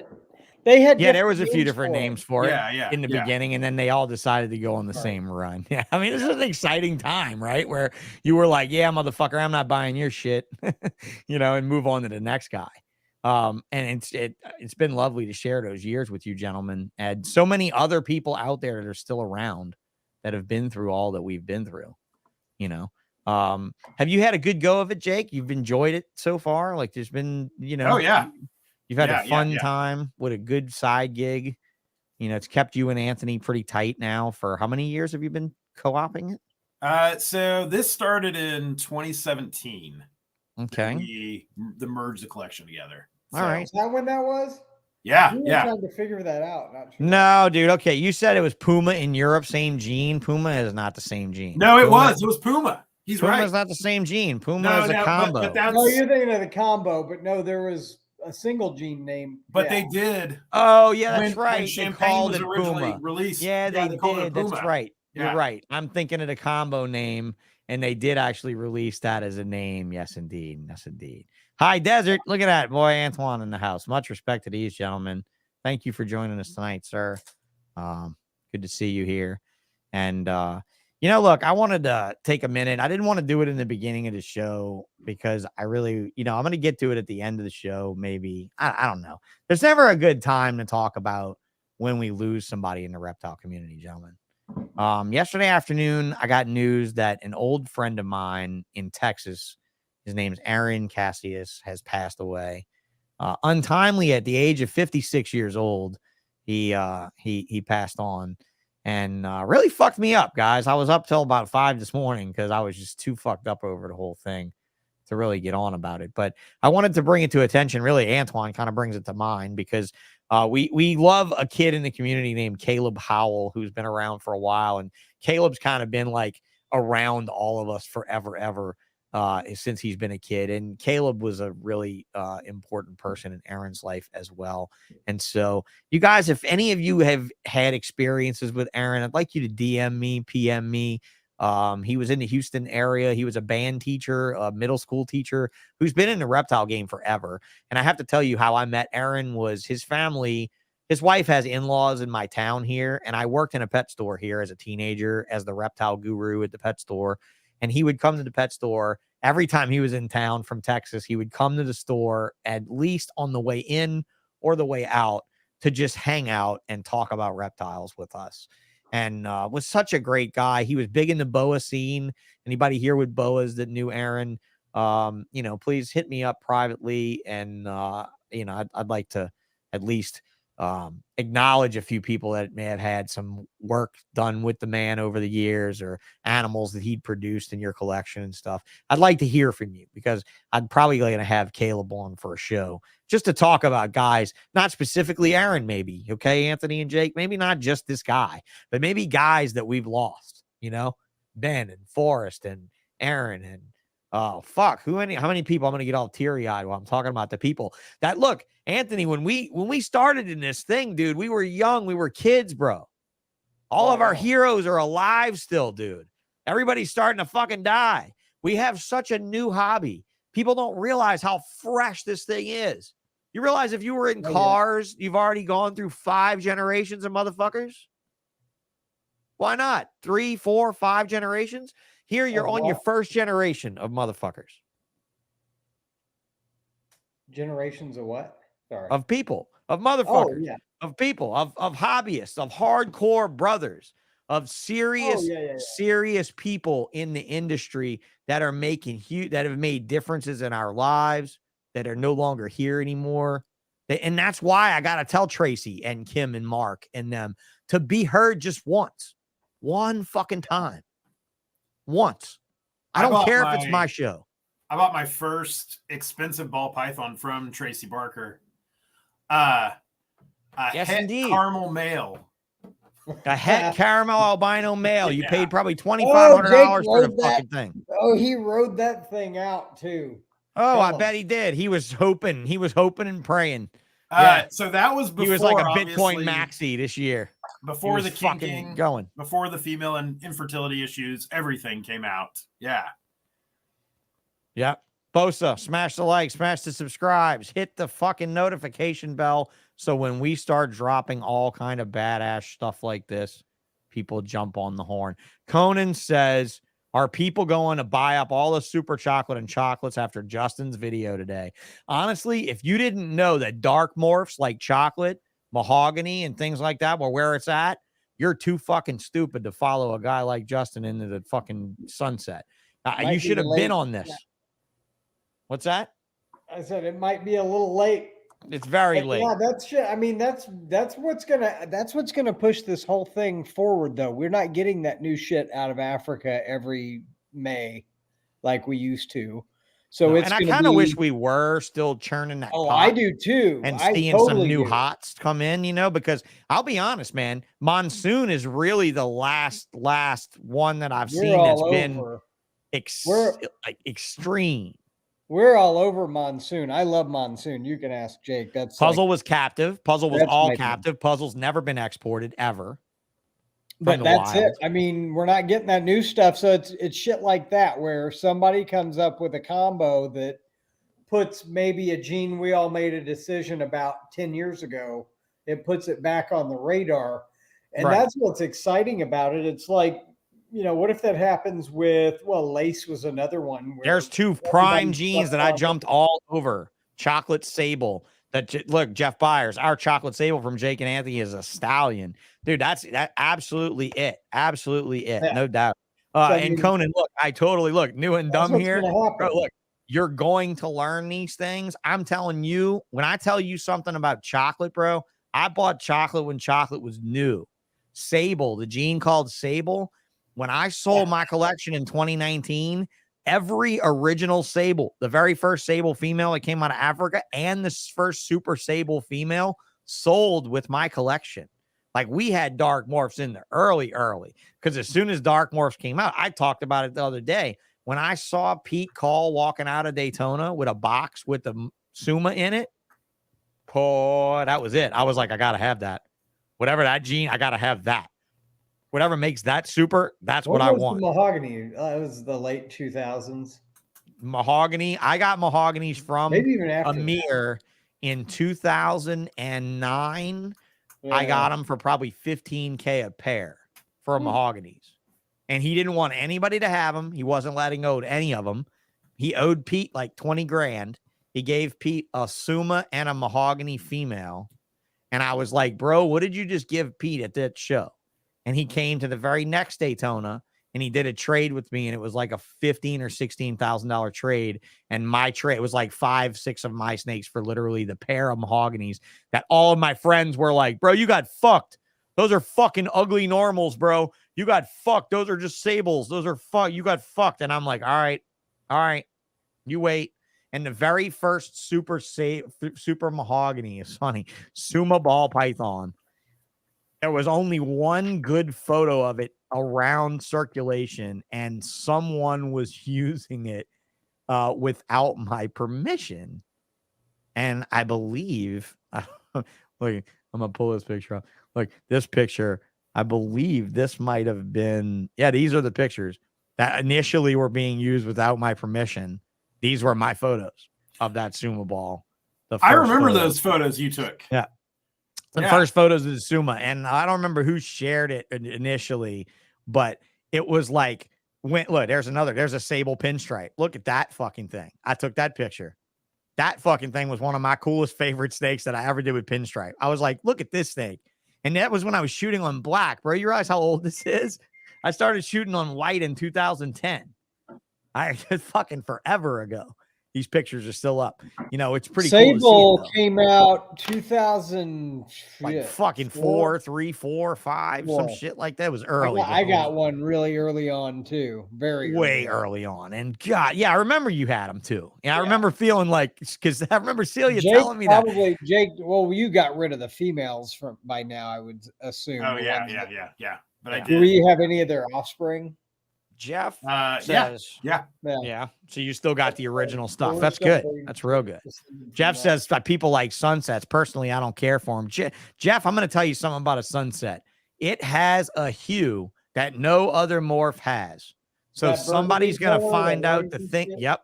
That weirdest reddish. If you put that with red stripe and something else, I think you're going to fuck shit up in the long run.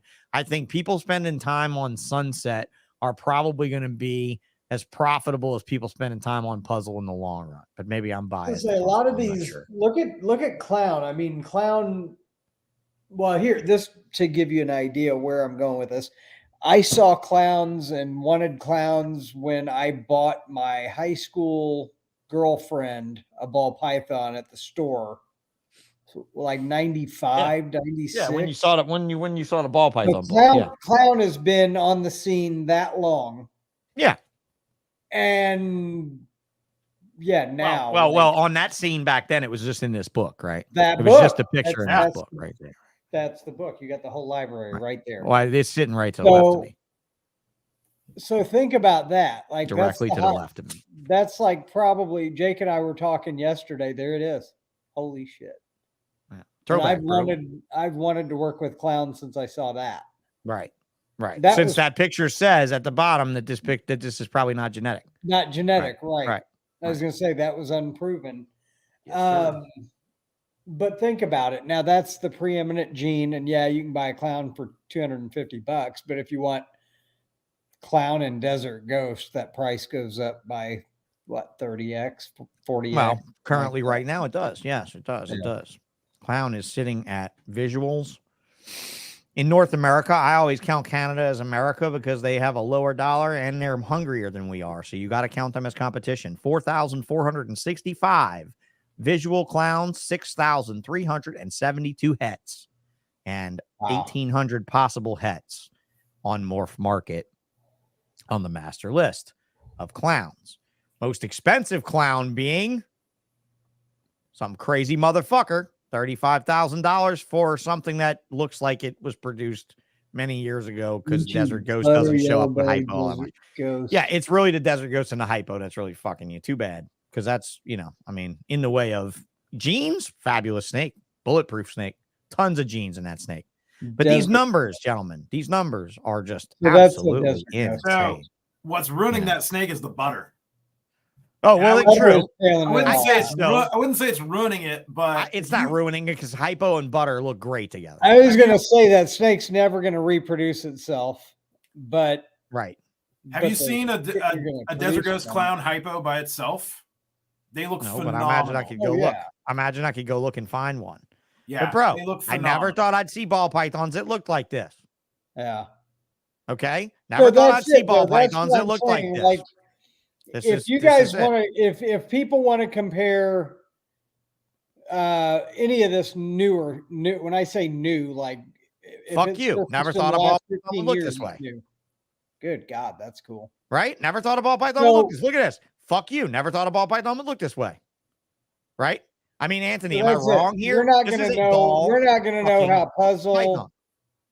Right. What was the one we were talking about a minute ago? Yeah, puzzle, monsoon, all this shit. We're not going to know for years. I mean, monsoon. I feel you are somewhat hopelessly locked on due to its pattern being always kind of like that. I think it throws you down that hole. Look at the monsoon clown though, or not the monsoon clown. What is that, Jake? The moray clown. Moray clown. Dude, you can see it. You can see it. It's not getting. I mean, the clown's not getting eaten. I just type in moray, nothing comes up, so they suck. No, that's because it's not a trait. It didn't search for keywords. That's a rare combo right now. But all that stuff. I mean, I don't see how. Like the monsoon in particular, I don't see how you can miss on that.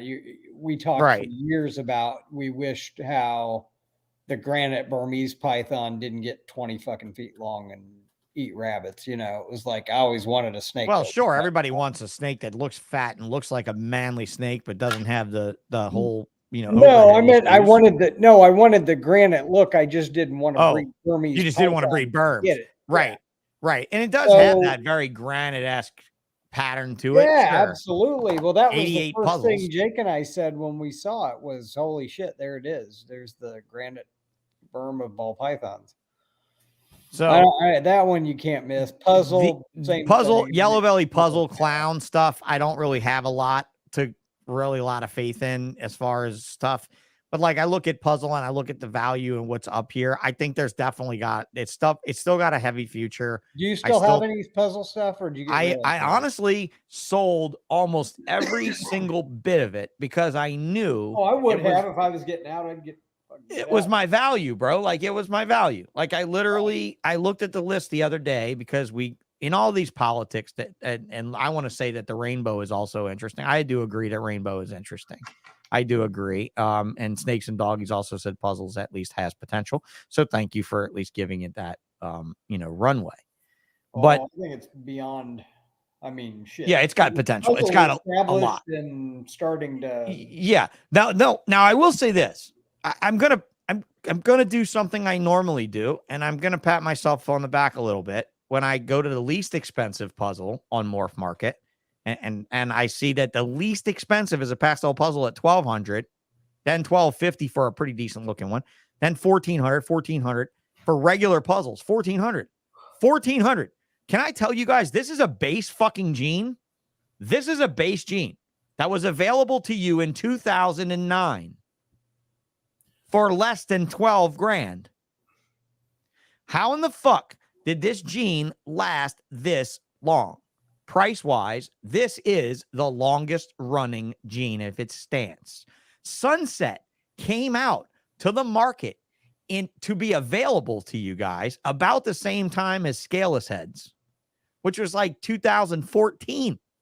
5 years, 4 to 5 years after puzzle was available. And I'm going to go look right now and see what the cheapest base gene Sunset is and tell you that we got this motherfucker stomped. Least expensive Sunset is $3,500, and my gene's been out for 5 years longer.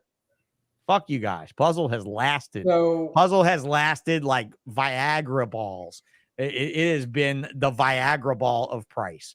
Maybe it's because I didn't produce enough of them. I don't really know. But I guarantee you there are a shitload more Sunsets out there and Sunset gene carriers running around than there are puzzle gene carriers. What's the most expensive Sunset combo? Pull that up. I want to see the most expensive Sunset combo. 27,000 from Chesla. Let's see what it Sunset does. Hypo Mojave. There is no way in the world. I would like you, the next person that sells a morph ball python with more than let me word this right. You sell a morph ball python for with less than 3 genes in it for more than $15,000. I want a bank receipt, and I'll give you free ads on my podcast for a year. I just don't think it's happening that these days. I just don't see it happening. Like, I really don't. Well, I'm sorry that I think that this is posthumous pricing, but maybe I'm just fucking stupid. You know how this shit works, though. When you get up to that upper end, I mean, sometimes you're trying to get cash. Sometimes you're just putting it out there for trade bait. Sure. So sometimes you're putting it out there for absolute posthumous fucking bullshit. You know, so you said more than 15,000, and what else did you say? Genes, less than 3 hey, genes. Less than 3 genes, more than 15 grand. Yeah, not much. I mean, that's what I'm saying. Like, there's not much out there. And then what I'm saying is I want to close price right now in today's economy. I want to close price. Now, granted, look, Bitcoin went up. It just rallied. So that tells you the economy of emotions. Okay, all the people that told us we were stupid for spending this kind of money on snakes or geckos or whatever are probably buying Bitcoin now. Well, honestly, at this point, all I'm saying is it's an emotional investment. It's all it is an emotional investment. It has no intrinsic value, right? It's all an emotional investment. Well, yeah. That's all. Jake, pipe up. You got something to say? So Desert Ghost Axanthics are worth more than 15. And now I have one available right now. It has pastel, so it has 3 genes. There you go. But I will tell you, a lot of people don't want the pastel in there. No, they don't. Without it. Yeah. Right. I can tell you that because all the puzzles originally, remember, had pastel in them in the beginning, and it was hard as fuck to get you guys to buy into it. Yeah. So that would be a 2 gene snake that's worth more than that. But carrying the value where you're selling it. Well, that's upper echelon shit too. You're talking. That's what I mean. I want to find that line. I want to find that line. Anthony, you know as well as I do that if you came out with a brand new Morph ball python prior to 2015, from 2010 to 2015, you can get 50 grand for it and you can get it all day. But prior to that, you weren't getting 50 grand for it. You were maybe getting 20, 25, right? So there's these benchmarks that we've set. Okay, there's 25. Okay, there's a bunch of snakes sold at 25. Then now there's, now we go up another notch. There's a bunch of snakes sold at that. At what point do these notches continue to grow outside of the realm of the rest of MorphMarket's list? It depends on how do you have some stunning snakes that are fucking $500? and some stunning snakes that are 35,000 bucks. Rarity. Right. Gene And rarity. Who's at the top of that pyramid that's going to sell them to the rest of the guys at the show, who are then going to sell them to all the little vendors at the show, you know, on the next generation. But it's, to me, Yeah. it's, I mean, right now, I mean, I think you've been through all the conversations, Jake, too. Yeah. How do you The guys Python feel? market's going to crash. How many times do we hear that the first 10 years? And you don't hear that shit anymore, because we all know this is like this shit's not going. Well, no, I don't know. There's plenty of people putting out YouTube videos about the market falling No, they apart and probably, about yeah, things there like are that. probably people that you know. didn't listen to that shit the first. Anthony, what happens when the market gets tight and a bunch of brothers that think they're all doing each other solids by staying the same price? What happens in the reptile world when that happens? No, You've been you through have it a few times. You have a big correction. You just have a bigger correction later. Right. You have a can't- big you can't- correction, and it's you driven can't by bullshit us. your way out of it. But it's driven by us, is what I'm saying. It's driven by the fact that I can go on MorphMarket and be like, "Yeah, this isn't selling all that good. I'm going to drop the price a little bit." You have And to. then the Well, next that's guy where- drops it. See, that's next guy, where, the like, next guy, my the next gecko auctions, where and this may or may not have parallels in ball pythons, but to me, it wasn't. It wasn't. I wasn't trying to sell the most expensive stuff or the cheapest stuff there. I wouldn't photograph the cheapest stuff. I wouldn't put the most expensive up for auction. But all that middle of the road shit that you just don't really know where to price it, that was the auctions for me were a great way, because there was stuff if I put it on the website, I would have put 400 on it, and auction I put one up and I get 900, and it's like, oh, okay, Right. these are hotter. But then than again, I it's an thought. auction, right? So it's And it driven goes by the other way timing. too. But when you Mhm. get too high on something, yeah, you find out real quick. So it's like kind of survival of the fittest. But yeah, I mean, But a guy I like don't you know. has a guy like you has the water in the trough to survive as the fittest. Meaning, oh, like, yeah, if you but I mean, undersell you're a gonna have $500 stick out. gecko, Anytime the market has one of those big corrections, all the people that were in it just for money, or they were trying to make a shitload of money, and Ooh, they what put about up the a guys? building and they hired a Yeah. bunch of people and ran their expenses through the roof and didn't make anything, and now, you know, they barely made anything when it was good. As soon as the prices go down, those guys go out of business if that's what they were trying to do. But in the end, what that means for the people who stick it out is that they're going to do well. Because I mean, I've seen 2 years out of 20, I've been doing crested geckos for a living, where prices came down, and then the next year they went back up. But what was crazy is when they came back up, they a lot of times would, or both times it happened, would rise higher than they had been before, and they never did go back down to what was the going rate prior to the crash. It was like you have the going rate, then they crash, then they come up, and they're never going to settle back down to where they used to be prior to Do you that. think that is because conscientiously, as hobbyists and breeders, we're taking more expenses and stuff into consideration? Yeah, and I think there have been, like, one time we had a bad year was right when the mortgage meltdown hit, like 08, 09. 2008, yes. Yeah. 08 and And 11. Yeah, we saw was a lulls tough in 8 year. and 11, but I don't think those lulls affected your business or my business models at all. No, but it hammered like smaller guy. I remember I always told people too, and I've told them ever since then, I was producing about 5,000 geckos a year back then, which if it was ball pythons, you'd probably put that number at somewhere around 1,000 maybe. But Right. it was too many geckos to retail all of them, and not enough for anybody to give a shit wholesale wise. It just 5,000. Yeah, you were in that gray area. You were in Yeah, that but fucking nobody- gray yeah, zone. I was exactly. stuck there for Nobody like cares. 5 years. Yeah, 5,000 geckos. I can sell a lot of 10 lots is basically what that means, which is Right. Yeah. Yeah, but was nobody bad. was that you weren't able to supply Bell's and have a retail op. You weren't. Exactly. I had to If you double wholesaled that to everything, you were a right. I wholesaler had to only. double that number to even get on Kim's radar to be interesting to talk to. And then You talk about her like she's fucking Elsa, bro. Like she's a very sweet, wonderful woman. You know that. No, she is, but and I she's mean, amazing. she's- But I do understand you from business perspective. When you talk to her, she definitely turns into a more commercial beast. No, I mean, I've known her. anything, Yeah, I mean, right? I send Kim pictures of my kid and shit. Like, Yeah. Oh, yeah. You guys are family now. Yeah. Kim There's is no a doubt. smart, Oh yeah, but Kim's. I feel family to them, and I've not done the business level I've done with them. Yeah, but I mean, Kim so. knows what. Yeah, she knows what she's doing. But yeah, but on this show, she particularly sounds formidable from your perspective. Yeah, I mean, and your facial expression earlier when I asked for a phone number. Get her to sit. I've never gotten her to sit down for an hour. If you can get her to sit down, bro, I'll get her to sit down. We'll have fun. We'll figure it out. I'll get her to make a bunch of Jello shots. We'll do it then. But no, I just think like back to how we got down this rabbit hole. Yeah. Well, where what would these snakes be worth like now? Yeah. The banana was the biggest one I remember. The biggest. We never made more money on any project in our lives than we made on bananas. Yeah. As my company, I never made more. If that what Jake, what was a male banana in 2010?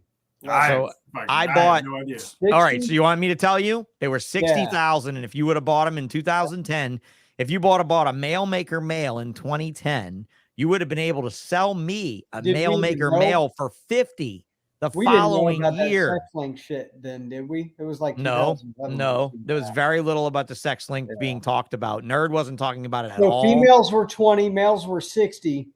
If that was today, with all the money that's been made from then till now, and a brand new gene like banana came on the scene, it would have a market that is twice as confident as it would have been 11 years ago. That's like, what's the next rung? What's the next rung? Is that what you're saying? 75 grand's the next rung. 75 grand. How much?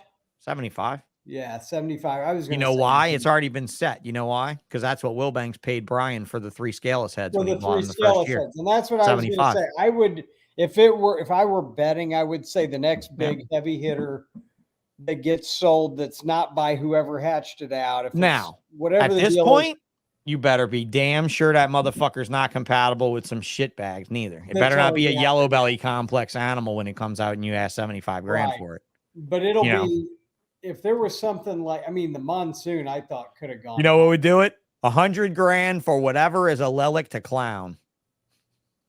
Yeah, Jake? Whatever crazy fucking allele comes out with clown. Jake, some commonality. Cryptic is allelic to clown. So do we think that female of mine is a cryptic or a clown? Oh, it was. And cryptic came out of puzzle. Cryptic. And cryptic came out of puzzle, or at least was in puzzle. Listen to this shit. What was that, Jake? We bred. There was that snake, and then there was the clutch. Wasn't there another one? So it was a leopard, pastel leopard inchy, I think. Yeah. Is that right? Yeah. Leopard lemon blast, something like that. Yeah, it was a leopard lemon blast. Is what leopard lemon blast. Yeah. And then it proved het pied and het cryptic. Okay. But I bought it to breed the clowns, to make het clowns, and then Jake gets it, and we go through this whole thing of trying to figure out what to breed it to, and then finally we decide. Mind you, I've forgotten why I even bought the snake, but we then decide to breed it to what was it? Did we breed it to a pipe? Jeff brought up something good right here too. When I said it came out of puzzle, Jeff, actually, you know what's funny is that it came in puzzle stuff in the way of the Hypo Puzzle project. And then Ballsh had it in the Desert Ghosts. And we actually Cryptic in the DG. And then the reason Cryptic popped up originally in puzzle and they couldn't figure it out was Will at Royal Canadian in Canada. Will actually produced some of the first puzzle Desert Ghost stuff that wasn't Ozzy's direct production and produced all of that from it. He thought it came from puzzle.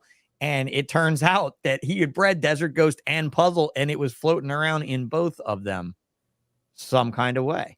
And it's funny too. I recently, just this year, proved a fucking disaster here. A adult male, what I thought was a visual puzzle pastel spot nose that came from Rennick's collection that I got from Dave from Levinson, proved out to not be a visual puzzle.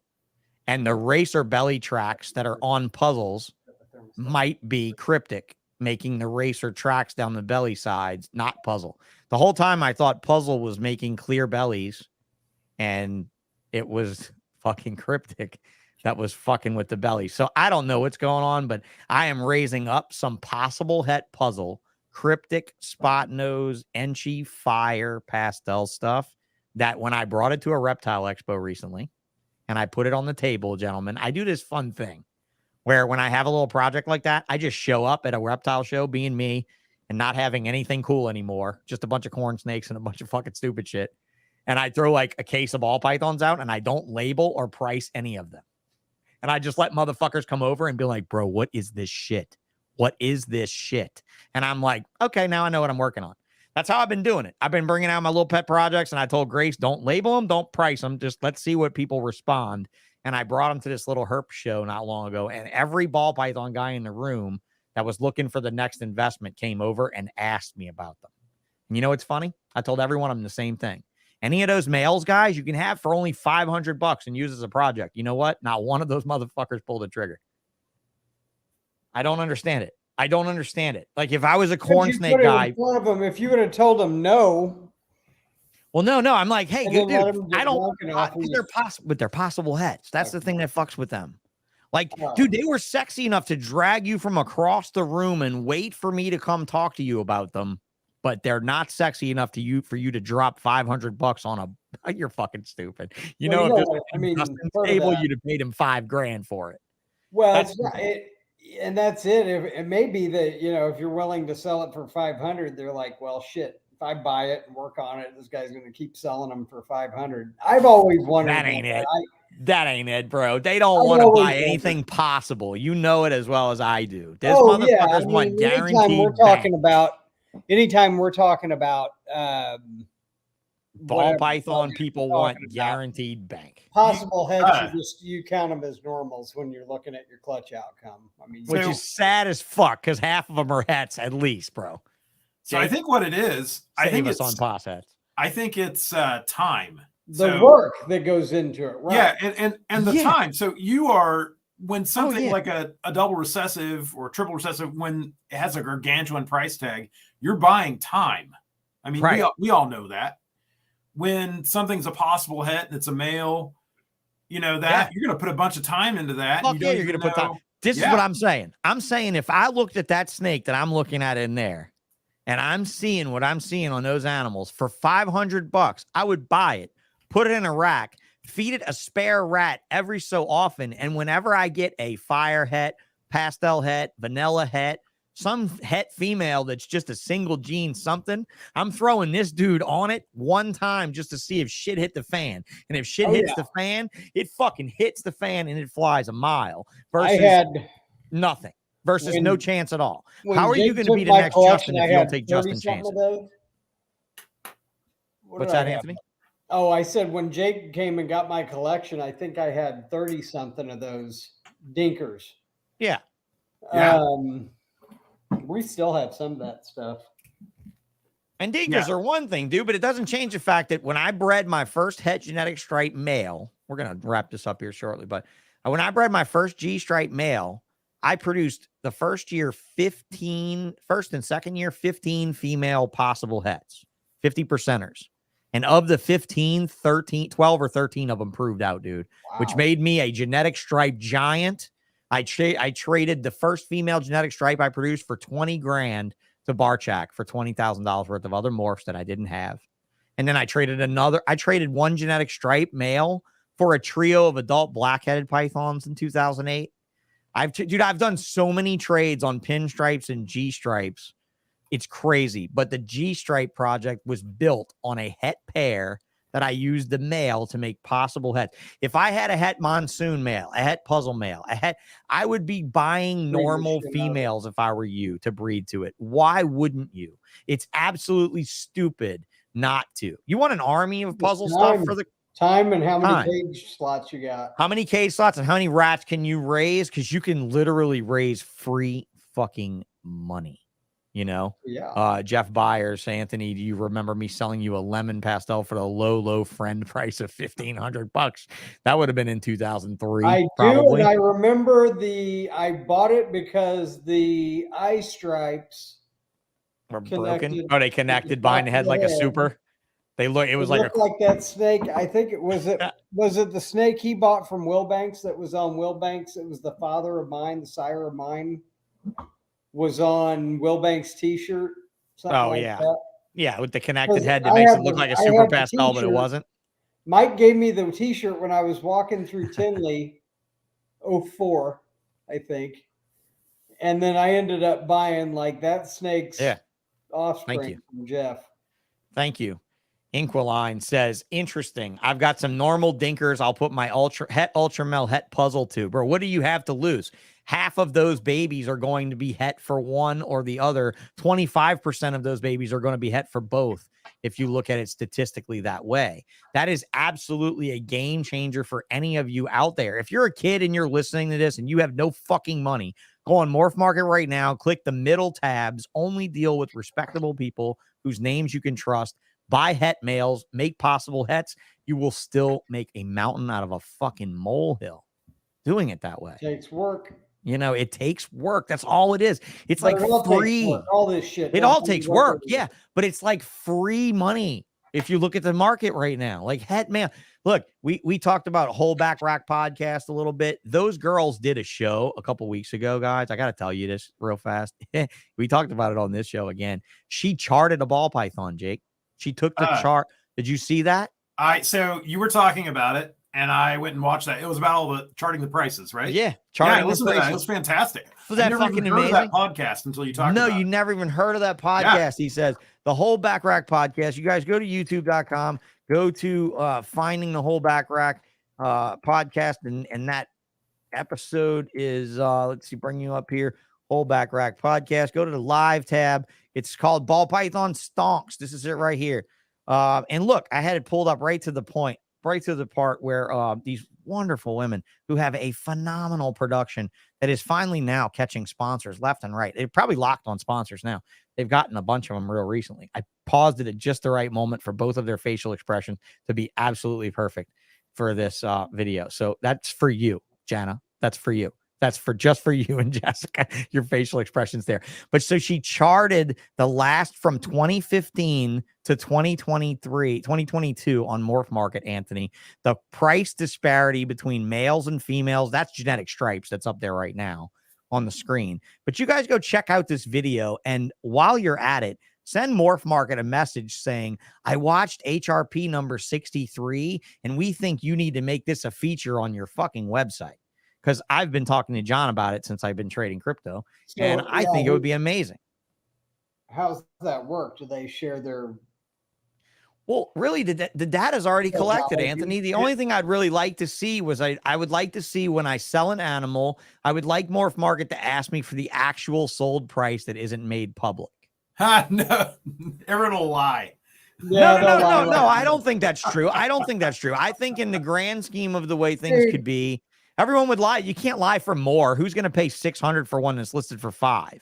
What I'm saying is, if it was $500 and you took $450, what happens when two assholes with $30,000 snakes that are worth $5,000 trade each other the snakes? Jake's going to laugh here in a second when he figures out. I know what you're referring to. You already know. Okay. Yeah. So yeah, I mean, it's like we know two guys that. And it just so happened I figured it all out. But yeah, it was like, wow, those are going for 30 grand. And then I was talking to the other guy and I'm like, holy shit, those are going for Oh. Both of these guys. Okay, so you're talking about two people holding up a false market. Snakes from each other. And then you got two guys holding up a false market. I feel you there. Right. This is more based on the base gene itself. Not combinations, obviously, because you're not going to chart every single combo. Right. But like, how would you like to know the performance and sales of clown males to clown females? Oh, no, genetic stripe males. I think it could be highly insightful. You know, and what she did in that podcast, she just did it what they were listed at, and I think that's enough information there. Sure, I think that's enough information. Yeah. Absolutely. If it's listed too high, it's not going anywhere. It's just going to Jake, I was just saying if you wanted to really hone the accuracy in, you could maybe provide that as an option, because I will be honest, I am selling a bunch of corn snakes to this person for 40% off of my retail price. But I think that it is a wholesalable size lot of it. What's your time worth? Yeah. I mean, and obviously, dude, I mean, I'm selling this one person like literally 40 animals in one sale. That does count as a wholesale to me. 40% off now because I've been feeding them for 6 months. 50% off would have been 4 months ago, right? But now, the closer I get to them being older and older, that percentage it gets smaller, it doesn't get larger because my invested, gets low. But I would love to be able to tell people this is what I sold my palmetto corn snakes for, because I do think palmetto corn snakes are priced out of the market right now. I think 300 is too much fucking money, or 400 or whatever they are is too much money for that corn snake. I think it needs to be a $200 corn snake now. And I don't want to be the guy to bring it there, but I know it's either going to be me or Mark Petros that does it, because we're the only two with enough market sense listing them to see that they're not really moving. Right. I mean, if him and I are the cheapest two and we're the same price and neither one of us is really answering a lot of emails, that's what, you know what that means? It's time to reduce the price of palmetto corn snakes. They were $4,000. Now they're 300. There's going to be a day that they're $75, and we need to get to that point. Well, and anybody listening to this needs to remember, you're not trying to produce regular ass palmetto corn snakes now. You're trying to produce combo. True. Well, I mean, yeah, you're trying to make other types palmetto, of things, sure. Any palmetto you're selling now is probably byproduct or stuff. Well, palmettos, that's kind of a bad example, because palmettos in their normal sense probably look better than they do with another gene on them, because then you take all the color away. Palmetto is the white one with the game, though. I mean, with the calico. Yeah, but bro, when you start talking about snakes, then visual appeal has a lot to do with it, and I don't really think that you're going to I know that game too, but I don't. Well, you definitely know that game too, because dude, did you see what somebody posted that they bought a cappuccino from somebody off of Craigslist? Did you hear about this yet?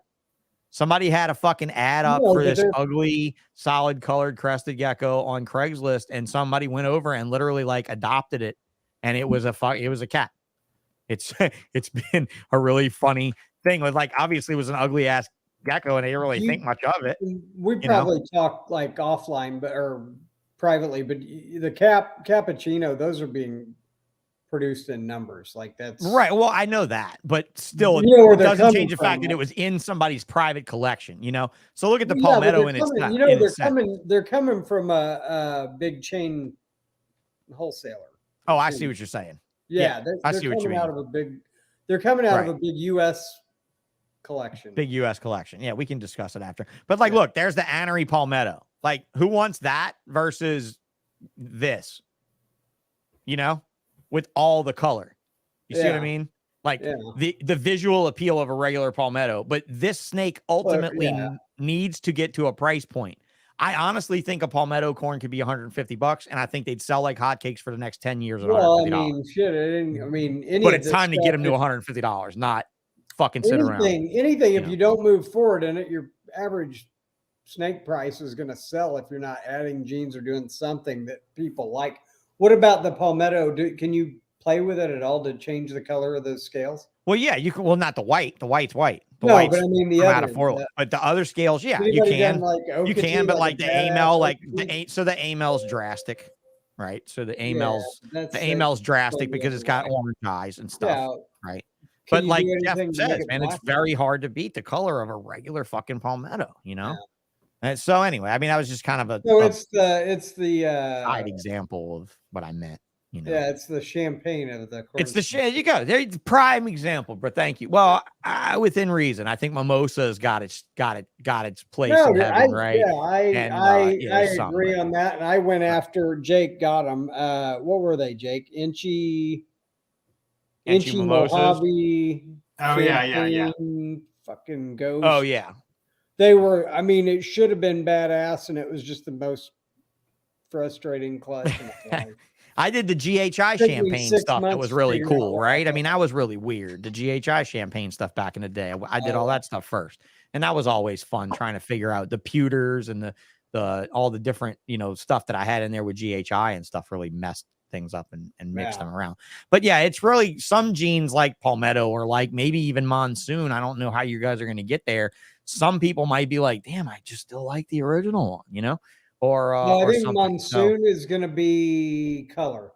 So and Jake knows this because we talk about it at least once a week. But my whole thing with monsoon is desert ghost and clown. Obviously, clown's hot, monsoon's hot. I think they'll go together, and I think people like them. But I know that we know what they look like. But I honestly, I think Desert Ghost, and then the next step with that snake is to put Axanthic into it. And I'm not an Axanthic fan, but for that particular combo, Well, look, a I'd like to black and also white say it's very developing- inspiring, Anthony, to hear you talk with such interest and exuberance about ball pythons after all these years, bro. Like, that's awesome. And to be honest with you guys, I want a partner in it. I would love to have a partner in it because I feel that not workload, not financial responsibility, all that aside, just having someone else in it to fuel it back and forth helps, right? Oh, absolutely. Has there been for times that one of sure. you kind of burned out on it and the other one kind of just tell me about that before we go, because I think that's a golden moment that I think even Jeff and Mike Wilbanks experience on the daily, and they're not business partners, although they might as well should be. You know, I don't think Mike without Jeff is the same Mike as, and vice versa. I think they work very well together, you know, but I mean, at what point has it happened often, guys, that you've want to use really like have a moment? Yeah, I think, Anthony, I think you were maybe a little burnout. Oh yeah, when I was with the the allergies got and shit, I everything. could. Yeah, I would. at the Oh height, God. I think it was the I don't know what I said earlier, but it was like I think it was a couple grand a month I was spending. I may have said weekly. I meant monthly though. No, But monthly. You said between monthly. the amount of money You said monthly. and the health and the amount of time I was going, you know, I was spending on top of my regular job of doing the gecko business. I was spending, you know, quite a few hours down there just thawing out, or not thawing out, killing rats and feeding them off. And getting allergy, you know, horrible allergic reactions from it. It was just miserable. But the snakes themselves, like that, I never lost interest in. But I think it was the allergies combined with that. We did see a price correction then too. I think maybe 15, 16. No, 17. You felt a little bit of a stalemate at 17. Yeah, Whenever your it triple. was like, I was just like, man, Tell me what it was though. It was all of your triple and quadruple codom genes, right? yeah, Those all that ones have shit been was selling like pissing me off. hotcakes for Yeah, 5 all years, that and they money just tied fucking up, and then on top Yep. of that, I'm making a fortune on crested geckos, and it didn't take too much to twist my arm to get me out of that basement where I had the ball pythons at the time. It was just like, man. So yeah, I mean that I didn't lose interest in the snakes, but it was more like I felt like everybody else was, and then it was just my own personal circumstances with the allergies and shit. But yeah, that sucked, and I've enjoyed it more with the snakes at his place, just not being sick and not having to deal with all that shit. Yeah. But, So yeah, that's a really tough thing. That was a really tough thing for me, guys. When I was burned out, I was burnt the fuck out. I mean, my employee was like, dude, there's you're not living much the you can dream. do to get out of that. No, there's not. There's not. And you know, I had somebody tell me, I don't remember who was it. Oh, it was Ian. It was Ian Niadowski. Ian told me that. Ian's like, so what did you do? I said, I sold all my snakes and I went and opened an aquarium store. And he was like, and I was like, and I smoked $250,000. And he's like, okay, how do you feel? And I was like, better than I did before. I smoked $250,000. And he was just like, money well spent. And I was like, really? You feel that way? And then Ian told me, I don't know how have you talked to Ian recently? Did you know Ian went through like a 5-way bypass surgery like 2 years ago? Yeah, he said I was outside. I went outside to do something in my lawn or grass or something. And he said, I felt like I just had tons of broken glass in my chest. He's like, that's what it felt like. It just felt like broken glass, like all in my chest. He's like, I couldn't stand it. I went to the hospital. They did a few tests. They told me I was okay. And that if it persisted, that I should come back. And I told him, I'm not leaving this fucking hospital. If I leave this fucking hospital, I'm going to fucking die. And he had an angiogram done, and he had 91% blockage throughout. Damn. And they did a 5-way bypass surgery on him, right? So before it was a widowmaker, right? Before he survived the nearly unsurvivable, he got a look at life, right? Yep. And you know, Greg Graziani, similar situation, losing his arm, losing his left hand to that alligator bite. We've talked here since. And it's been like a crisis management moment. Like, dude, what happened when you lost your shit? I sold everything and I went and opened up my dream business. Well, what happened? Well, it worked out like a dream for like 2.5 years until it turned into a fucking nightmare. And now I'm glad it's gone. Well, dude, I'm glad for you. I'm money well spent, right? So I think that you're right. That sanity sometimes is hard to come back by. And I also want to come back and well, first I'm going to address snakes and doggies. Graziani lost his hand to an alligator bite during a show sometime in October, September. I don't know, but he was doing a presentation show at the alligator at Gatorland, or I think it's Gatorland. It's not Gatorland. That's something else. Not Gatorland. Florida Gator Gardens. Florida Gator Gardens. Yeah, that's it. Gator Gardens. And no one's got bit on the finger by a leopard gecko in front of a classroom full of kids. And there you go. Greg's got you beat, bro. The kids at Greg's presentation says that his balls are a little bit bigger than yours.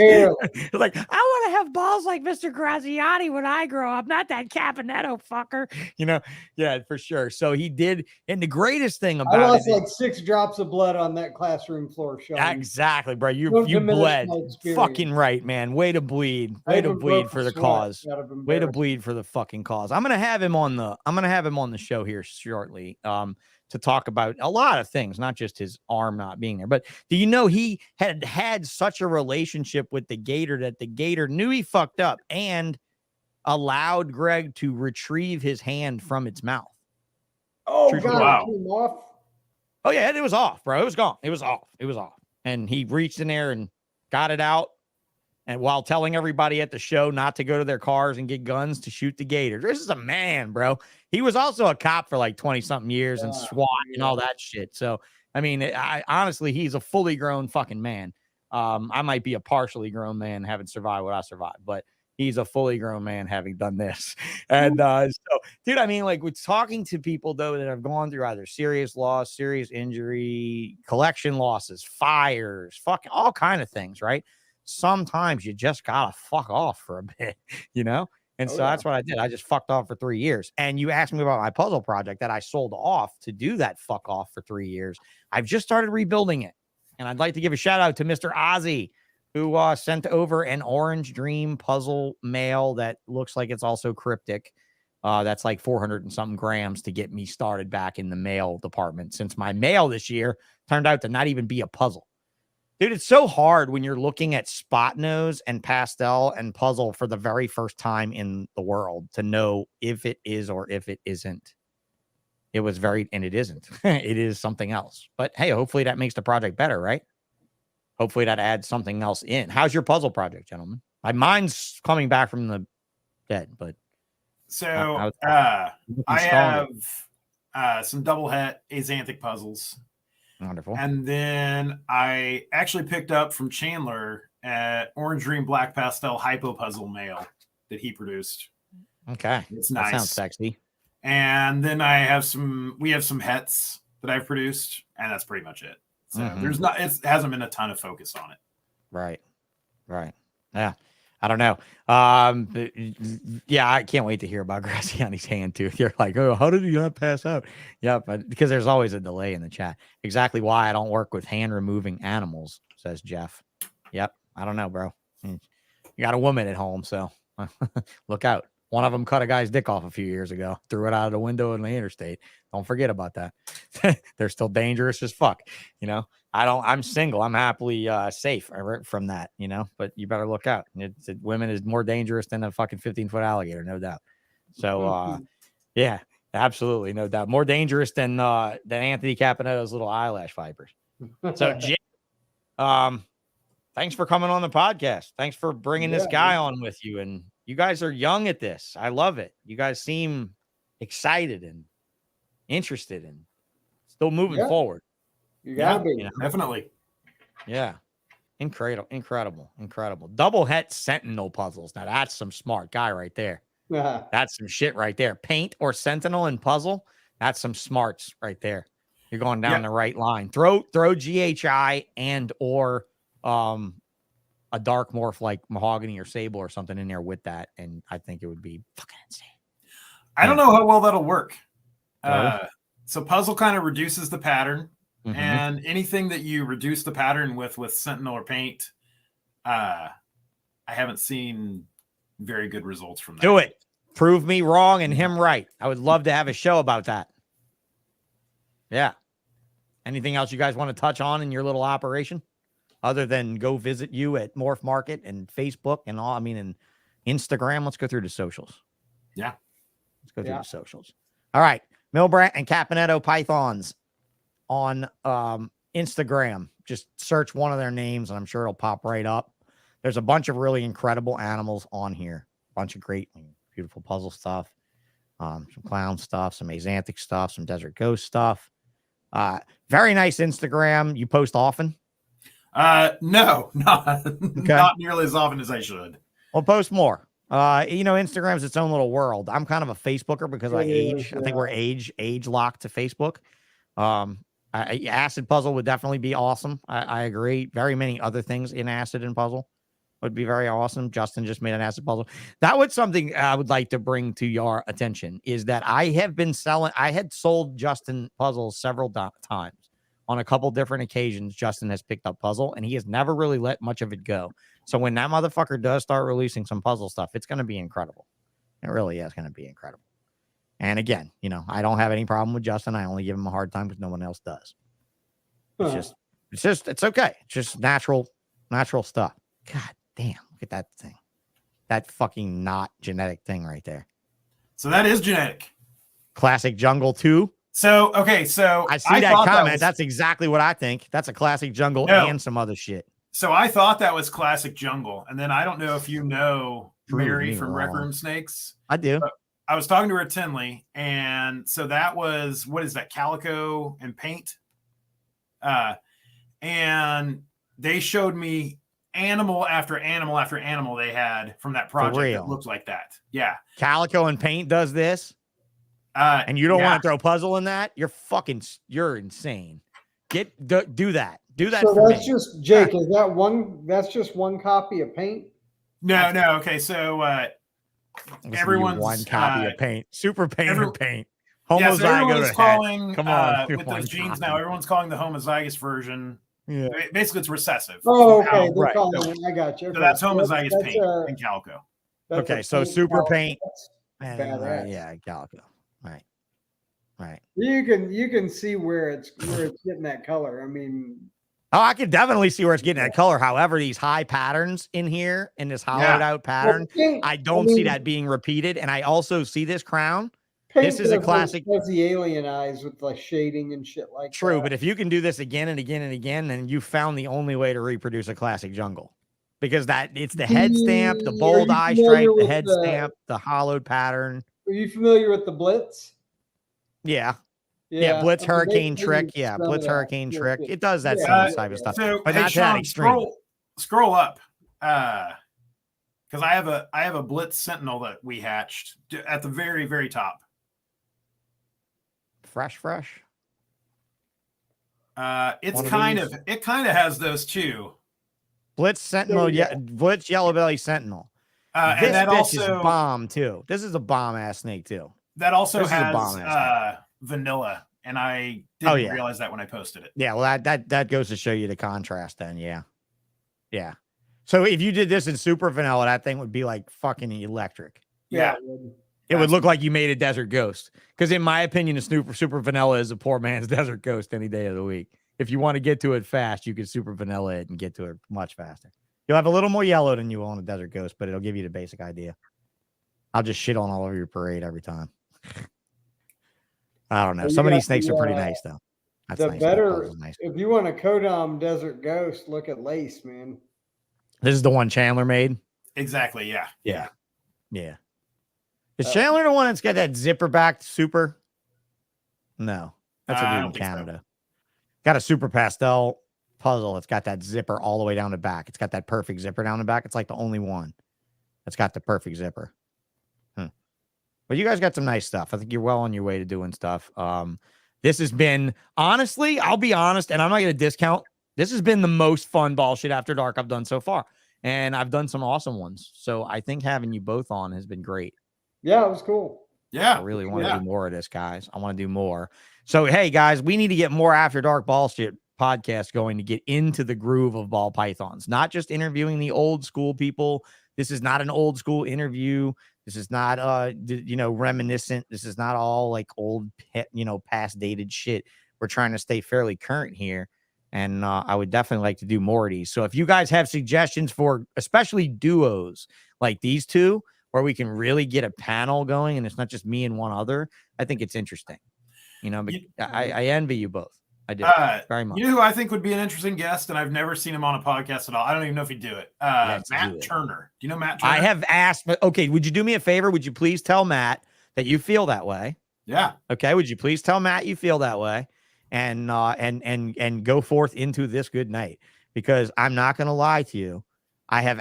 He bought those anthill pythons for me not long ago, and I asked him when he bought them on MorphMarket. I put him on the spot, and then literally look, man, not just really my thing. I'm a very introverted guy. On January 2nd, Matt Turner, and I'm like, people want to hear you. I've had several requests. I need you.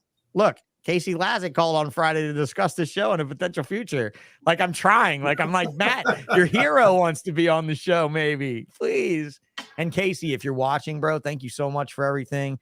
After that whole Thursday night debacle on January 29th, Friday the 30th, I got a fucking call in the middle. Like, it was like 9 o'clock at night. Anthony, my phone rang, and it was Casey Lazick. And I was like, what the fuck? Why is he calling me? What do I owe this honor? And I answered a call, and he was like, bro, I think I might want to do your podcast or something soon. Yeah. No way. And then he made me swear to him 17 times that we weren't recording, while he told me 2 hours of old stories from the 90s that were fucking precious. And only I heard them. It's fucking miserable. So yeah, tell Matt. They used to sneak snakes onto airplanes. Yeah, well, we were doing that all the way up till 9/11, but no, we're talking about up till 2000 September 11th. Oh no, I'm talking about when he piped up and dropped gems, who had the very first wild caught blackheads in America that he contacted to get them, and how he got them, and when he bred them together, and dude. And then look, Snakes and Doggy said he must have been drunk. Sean, you don't know Casey. I don't think he drinks, and if he drinks very lightly. He's a very conservative man. He's probably one of the more conservative people that I know. He doesn't want to, what? He does not. Yeah, look, that's what I'm saying. Oh my God, I love a Lazick bullshit. You know what he doesn't want? He doesn't want to come on my show and talk about smuggled reptiles and have his 30-year-old children realize he did something bad. I'm like, bro, they still think you're a fucking saint. That's crazy. I mean, and he is a very sweet, very nice guy. But man, talk about just history and still relevant as fuck. And you know what? What did he have? What was he involved with? Dude, he was all Australian pythons back in the day. He was all Australian stuff. Remember all in Nephurus? He had all the albino knobtails. Yeah. Back in the day, he had all of that shit. All good connection, apparently. Amy, yeah, good connection for sure. Where does he live? He lives in Washington State, or he lives in Seattle area. Where better in the country to live to get Australian wildlife than right across the street from Canada and a giant fucking airport that goes to Australia every goddamn minute of every day. Yeah, because that's the side of America where all of your Aussie shit would come in. You're probably never going to get him on now after you just he won't watch this. That's great. And nobody here, especially Jeff Byers, is going to tell him I said any of this because they want him on the show. They're not going to tell him. MJ's going to tell him, hey, bro, he's going to get you on that show to talk about illegal shit. You're going to. It's not illegal. It's not illegal now. This guy on, and then your first question is going to be, okay, so what is your best advice for someone wanting to smuggle a new species into the Do you know Jeff Doth? You know Jeffrey Doth? You ever heard the name Jeff Doth? D-O-T-H? He worked for Bob for a while. He's done a lot of importing. Jeff Doth is a twice convicted animal smuggler. I'm going to have him on the show here soon. And I talked about it just this Tuesday with Luke from Australia, because our show Tuesday was Luke from Lizard Morphs in Australia, who has all the bearded dragon and blue tongue morphs that we can't get. Like all the badass shit we can't get, And it's just same thing I told him. Once it leaves Australia, it doesn't matter. Yeah. It's perfectly legal. It's not endangered. Nobody can touch it. There are ways to get shit between zoos and things like that. It happens. I mean, right. back when the albino carpet was Yeah. in numbers over there, and, Jeff's an and they interesting weren't cat. here yet, there was Yeah. a lot of talk about doing it that way. Oh, and the albino bearded dragons were out there too then. That same time period. The albino Darwin carpet python and all that It stuff. all, Yeah, it that all shit gets left. out eventually. It'll all get out eventually, guys. And yeah, Jeff Byer says, yeah, Jeff's an interesting cat because you go back with Doth. And Doth, I like Doth. I like him because he speaks openly. Like he told me at the last reptile show. I got busted for the last time I got busted by Fish and Wildlife. I was coming into LAX and I had 2 chondro pythons, one in each pocket in the front of my pants. And they stopped me at customs and they got me. And like I told them, I promise you, I will never get caught doing this ever again. As long as I live, I will never get caught doing this ever again. He said, the wildlife agent, what did you say to me? What did you say? He said, ma'am, I promise you, I'm going to do everything within my power to never get caught doing this ever again. In fact, if you'd have caught me last week, you'd have got me with half a dozen lorikeets and some shingleback skinks. And he listed all the shit he brought back from Australia the week before. He's like, you see me on the manifest 2 weeks ago. I brought all that shit back then. You didn't catch me then. I won't get caught again. And dude, we caught up at the local reptile show here not long ago, like last month, the local show. I see Jeff walking around the show. I'm like, what the fuck are you doing here? And a week before that, you know where he was? He was in Congo. He was in the fucking Republic of Congo just hanging out. So yeah, it's up to no good, right? I solemnly swear I am up to no good. If you're a white guy in the Congo today, you're probably not up to no good. You're probably there for animals and stuff. And he is an interesting cat. We will definitely get to talking to him. What What's did that? they have? So what would they have in Congo that would? Oh, he's in monkeys. He's in the monkey industry now. Yeah, primate industry. But he was over there with somebody that I know from New Orleans, which is why he was here at our local show. And when my friend Outbreak, right, dude, he's been to Africa like how many times? Right, he's been to Africa like 27 or 28 times, bro. No. Like that. If I did that for a living, smuggling monkeys, I would be solely responsible for the next COVID pandemic. Yeah, probably so. It would my friend, some primate disease. My friend that overheard us actually was the one that was like, what are those guys were in the Congo last week? What the fuck were they doing in the Congo last week? And I was like, well, that one's a monkey smuggler and that one is just a professional smuggler. So he was just along for guidance. And she was like, oh, that makes a lot of sense. And I was like, yeah, actually they went to Congo just to see if they could. They didn't even go to Congo for a reason. They were there for primates. They were there for primate purposes. But they went to Congo. His exporter in Tanzania told him, if you guys go to the Congo, you need to hire an armed guard to go with you everywhere you go. And instead of hiring an armed guard, Jeff just went to the fucking conversion station and just got a bunch of money in their small bills. And he said that they got shook down in a long line of cars by a cop in Congo. And the cop wanted $100. The cop kept asking him for $100. They couldn't pass. They couldn't get through unless they paid him $100. And he said Jeff negotiated with the guy and handed him a bill. And the guy was excited and ran off with the bill and said, let him through, and took him around like 20 cars that were waiting. And when they got past it all, my friend asked Jeff, how much did you give him? He said, 50 cents.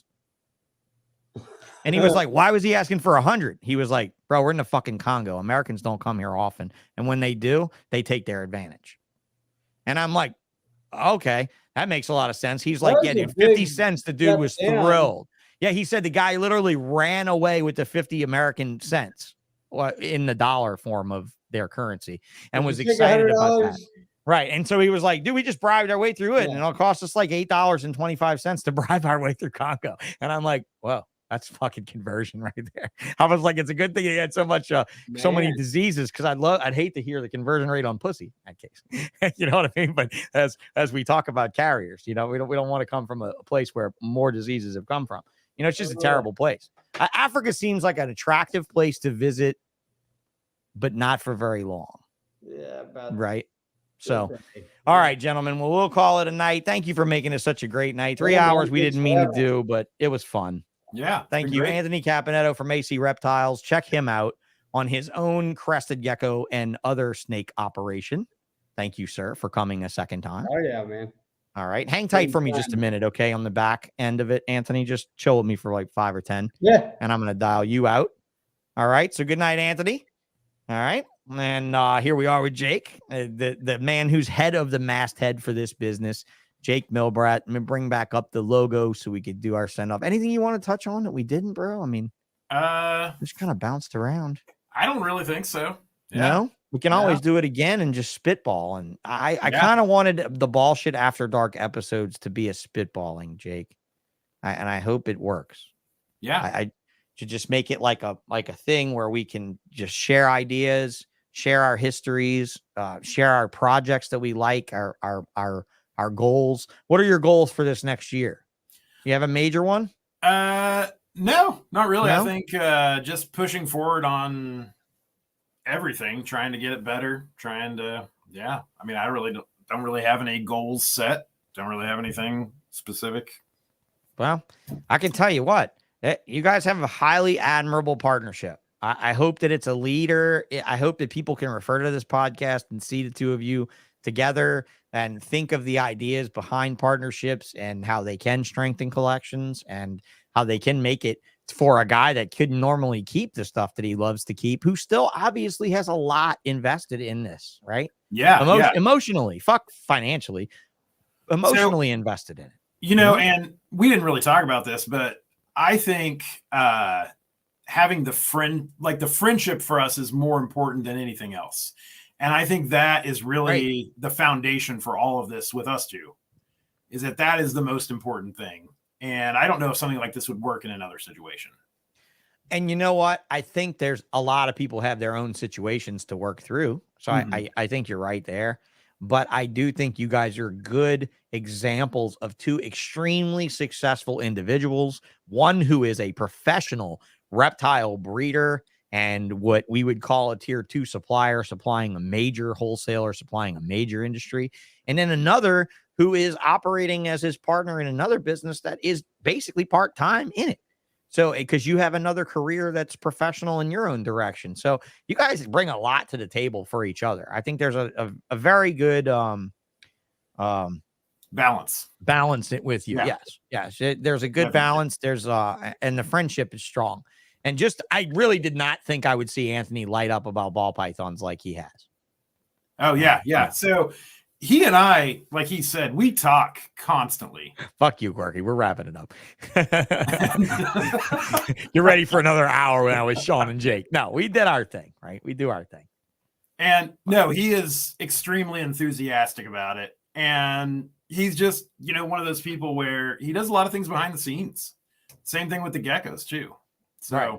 But a mover and a shaker in his business, though. I mean, the guy's been a rock star for a while. So, and I know that's not why you're partners with him or anything. And there might be some people out there that are going to be like, I bet that Jake guy partnered up with him because he's Anthony Caponetto and all. And honestly, I don't see it at all. I see you guys having a good, strong friendship and a good, strong partnership, and I truly admire it. Yeah, no, he and I were friends before he even got his first geckos. So that's killer then. Yeah, we've known each other a long time. That's a long time because I did not know Anthony Caponetto before. Ooh, when did I get on your wavelength, Anthony? Probably with the carpets. Probably with when Jason and Will Leary and them were all breeding that stuff. That's probably about when I started really catching up with him. So, and that's how I used to have a really big carpet collection too. That's how we became such good friends. Yeah. Because carpets were definitely a labor of love for him for a while. So and still are, obviously. All right, Jake. Well, cool, man. Well, it's good having you on. Let's keep Quirky as a non-right person there and not do a whole nother hour with you. But I love doing this show. I will totally hope that you will reach out to Matt Turner and that he will reach out to Kim Bell and that we can get some of these stories and some of these people on, because I think Matt would be perfect for this podcast, especially for an Off-Topic Tuesday, to talk about all of the species that he's worked. Oh yeah.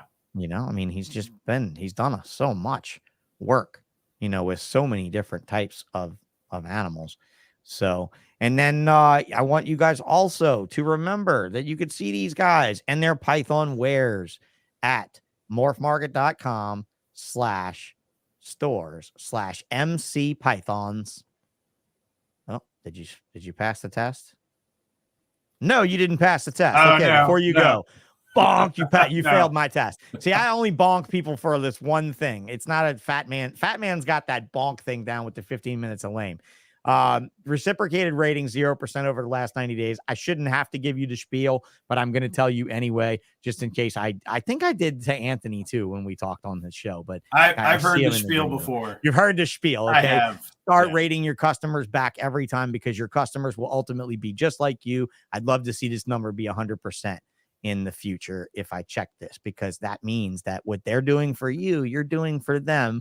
I know it feels a little eBay. It feels a little Fleabay. It feels a little dirty, but at the same time, I got to tell you guys, I want my clients to leave me reviews on every fucking transaction. I want to leave my clients reviews on every fucking transaction. So therefore, do it. Get your reciprocated ratings up, gentlemen. Thank you very much for doing the show, Jake. I leave you with a scolding. Naughty boy, I leave you with the scolding, sir. I leave you with the homework assignment, motherfucker. You know, don't come back here next time with that excuse. But thank you so much again. There is no try and get John Dyer, John. John and I are lined up. We just need to pick a day. How about February? I think February would be a wonderful time to hear from Mr. John Dyer, unless he'll do it next Friday. So I'm trying to get Pete Call for next Friday, or John Dyer for next Friday, or another one of these bullshit after dark type guests where we can just spitball next Friday. All right. So again, thanks again to you, Jake. I appreciate it. Hang tight for me just a minute and we'll wrap it all down. All right. Good night. All right, everybody. Well, that was these two. My first time doing a three-way in the chat that was really intentional for a long period of time, except for when Jana and I did that night and Jessica popped in for a whole nother hour. And I know that's where Quirky was coming from when he said that, was whenever Jessica popped in there after a 2.5 hour podcast and we did a whole nother fucking hour. And then I hung up and I was on the phone with Jana still for like a whole nother hour after that. So us gabbing ass bitches cannot get together like that very often. Okay. So Matt Jablonski special episode, Off Topic Tuesday. Next week is Off Topic Monday, MLK Day. Kids are off from school. You have no excuse. Well, your kids, because they can't listen to us curse, but you have no excuse but to maybe chime in here on Martin Luther King Day, Monday, for Matt Jablonski, one of my oldest and goldest friends, monkeyfrog.com. Jonathan Sells is excited for Matt next week. Absolutely. Reptiles in the Foothills, thank you so much for listening. Quirky Snakes, I want to see more ladies. Dude, please understand I'm trying. I even have Creative Coralofus on here with a thumbnail of two gorgeous women, and it's a man. I can't, there's just not enough. It's a sausage factory. Reptiles is a sausage fest. If you need me to get females, I need you to derive them my direction, okay? I'm not going to interview Jana and Jessica too much because they already have their own fucking show. I would love to talk to them more often, but they already have their own fucking show. There, Matt J, that's him right there. Yeah, that guy. I'm pretty sure that's Jablonski. Yeah, him is coming on here on Monday to talk about all kinds of shit, from tortoises to frogs to the fact that his wife was confused as my sister at a few reptile shows. It will be all kinds of nonsense with me and him. Thank you very much. Thank you for thanking them. If you have any comments, please leave your comments below. All right. I don't say that enough. I answer every one of them. You know that? I answer every one, even the ones that tell me not to interrupt, even the ones that tell me I smell, even the ones that tell me that I was a pussy for interviewing Kevin McCurley on the 29th. I answer them all, regardless. Please leave a comment below. Like the episode, even if you didn't like it. Share it. Subscribe to it. Hit the notification bell. And I will show back up here. Drop the OnlyFans. I still don't have the thing. I got to go back and do a better picture and better lighting because OnlyFans told me that it wouldn't give me the pass. Okay. So, all right, I'm going to go, you guys, so that they can go. I will see you lovelies later. Have a nice night. Good night.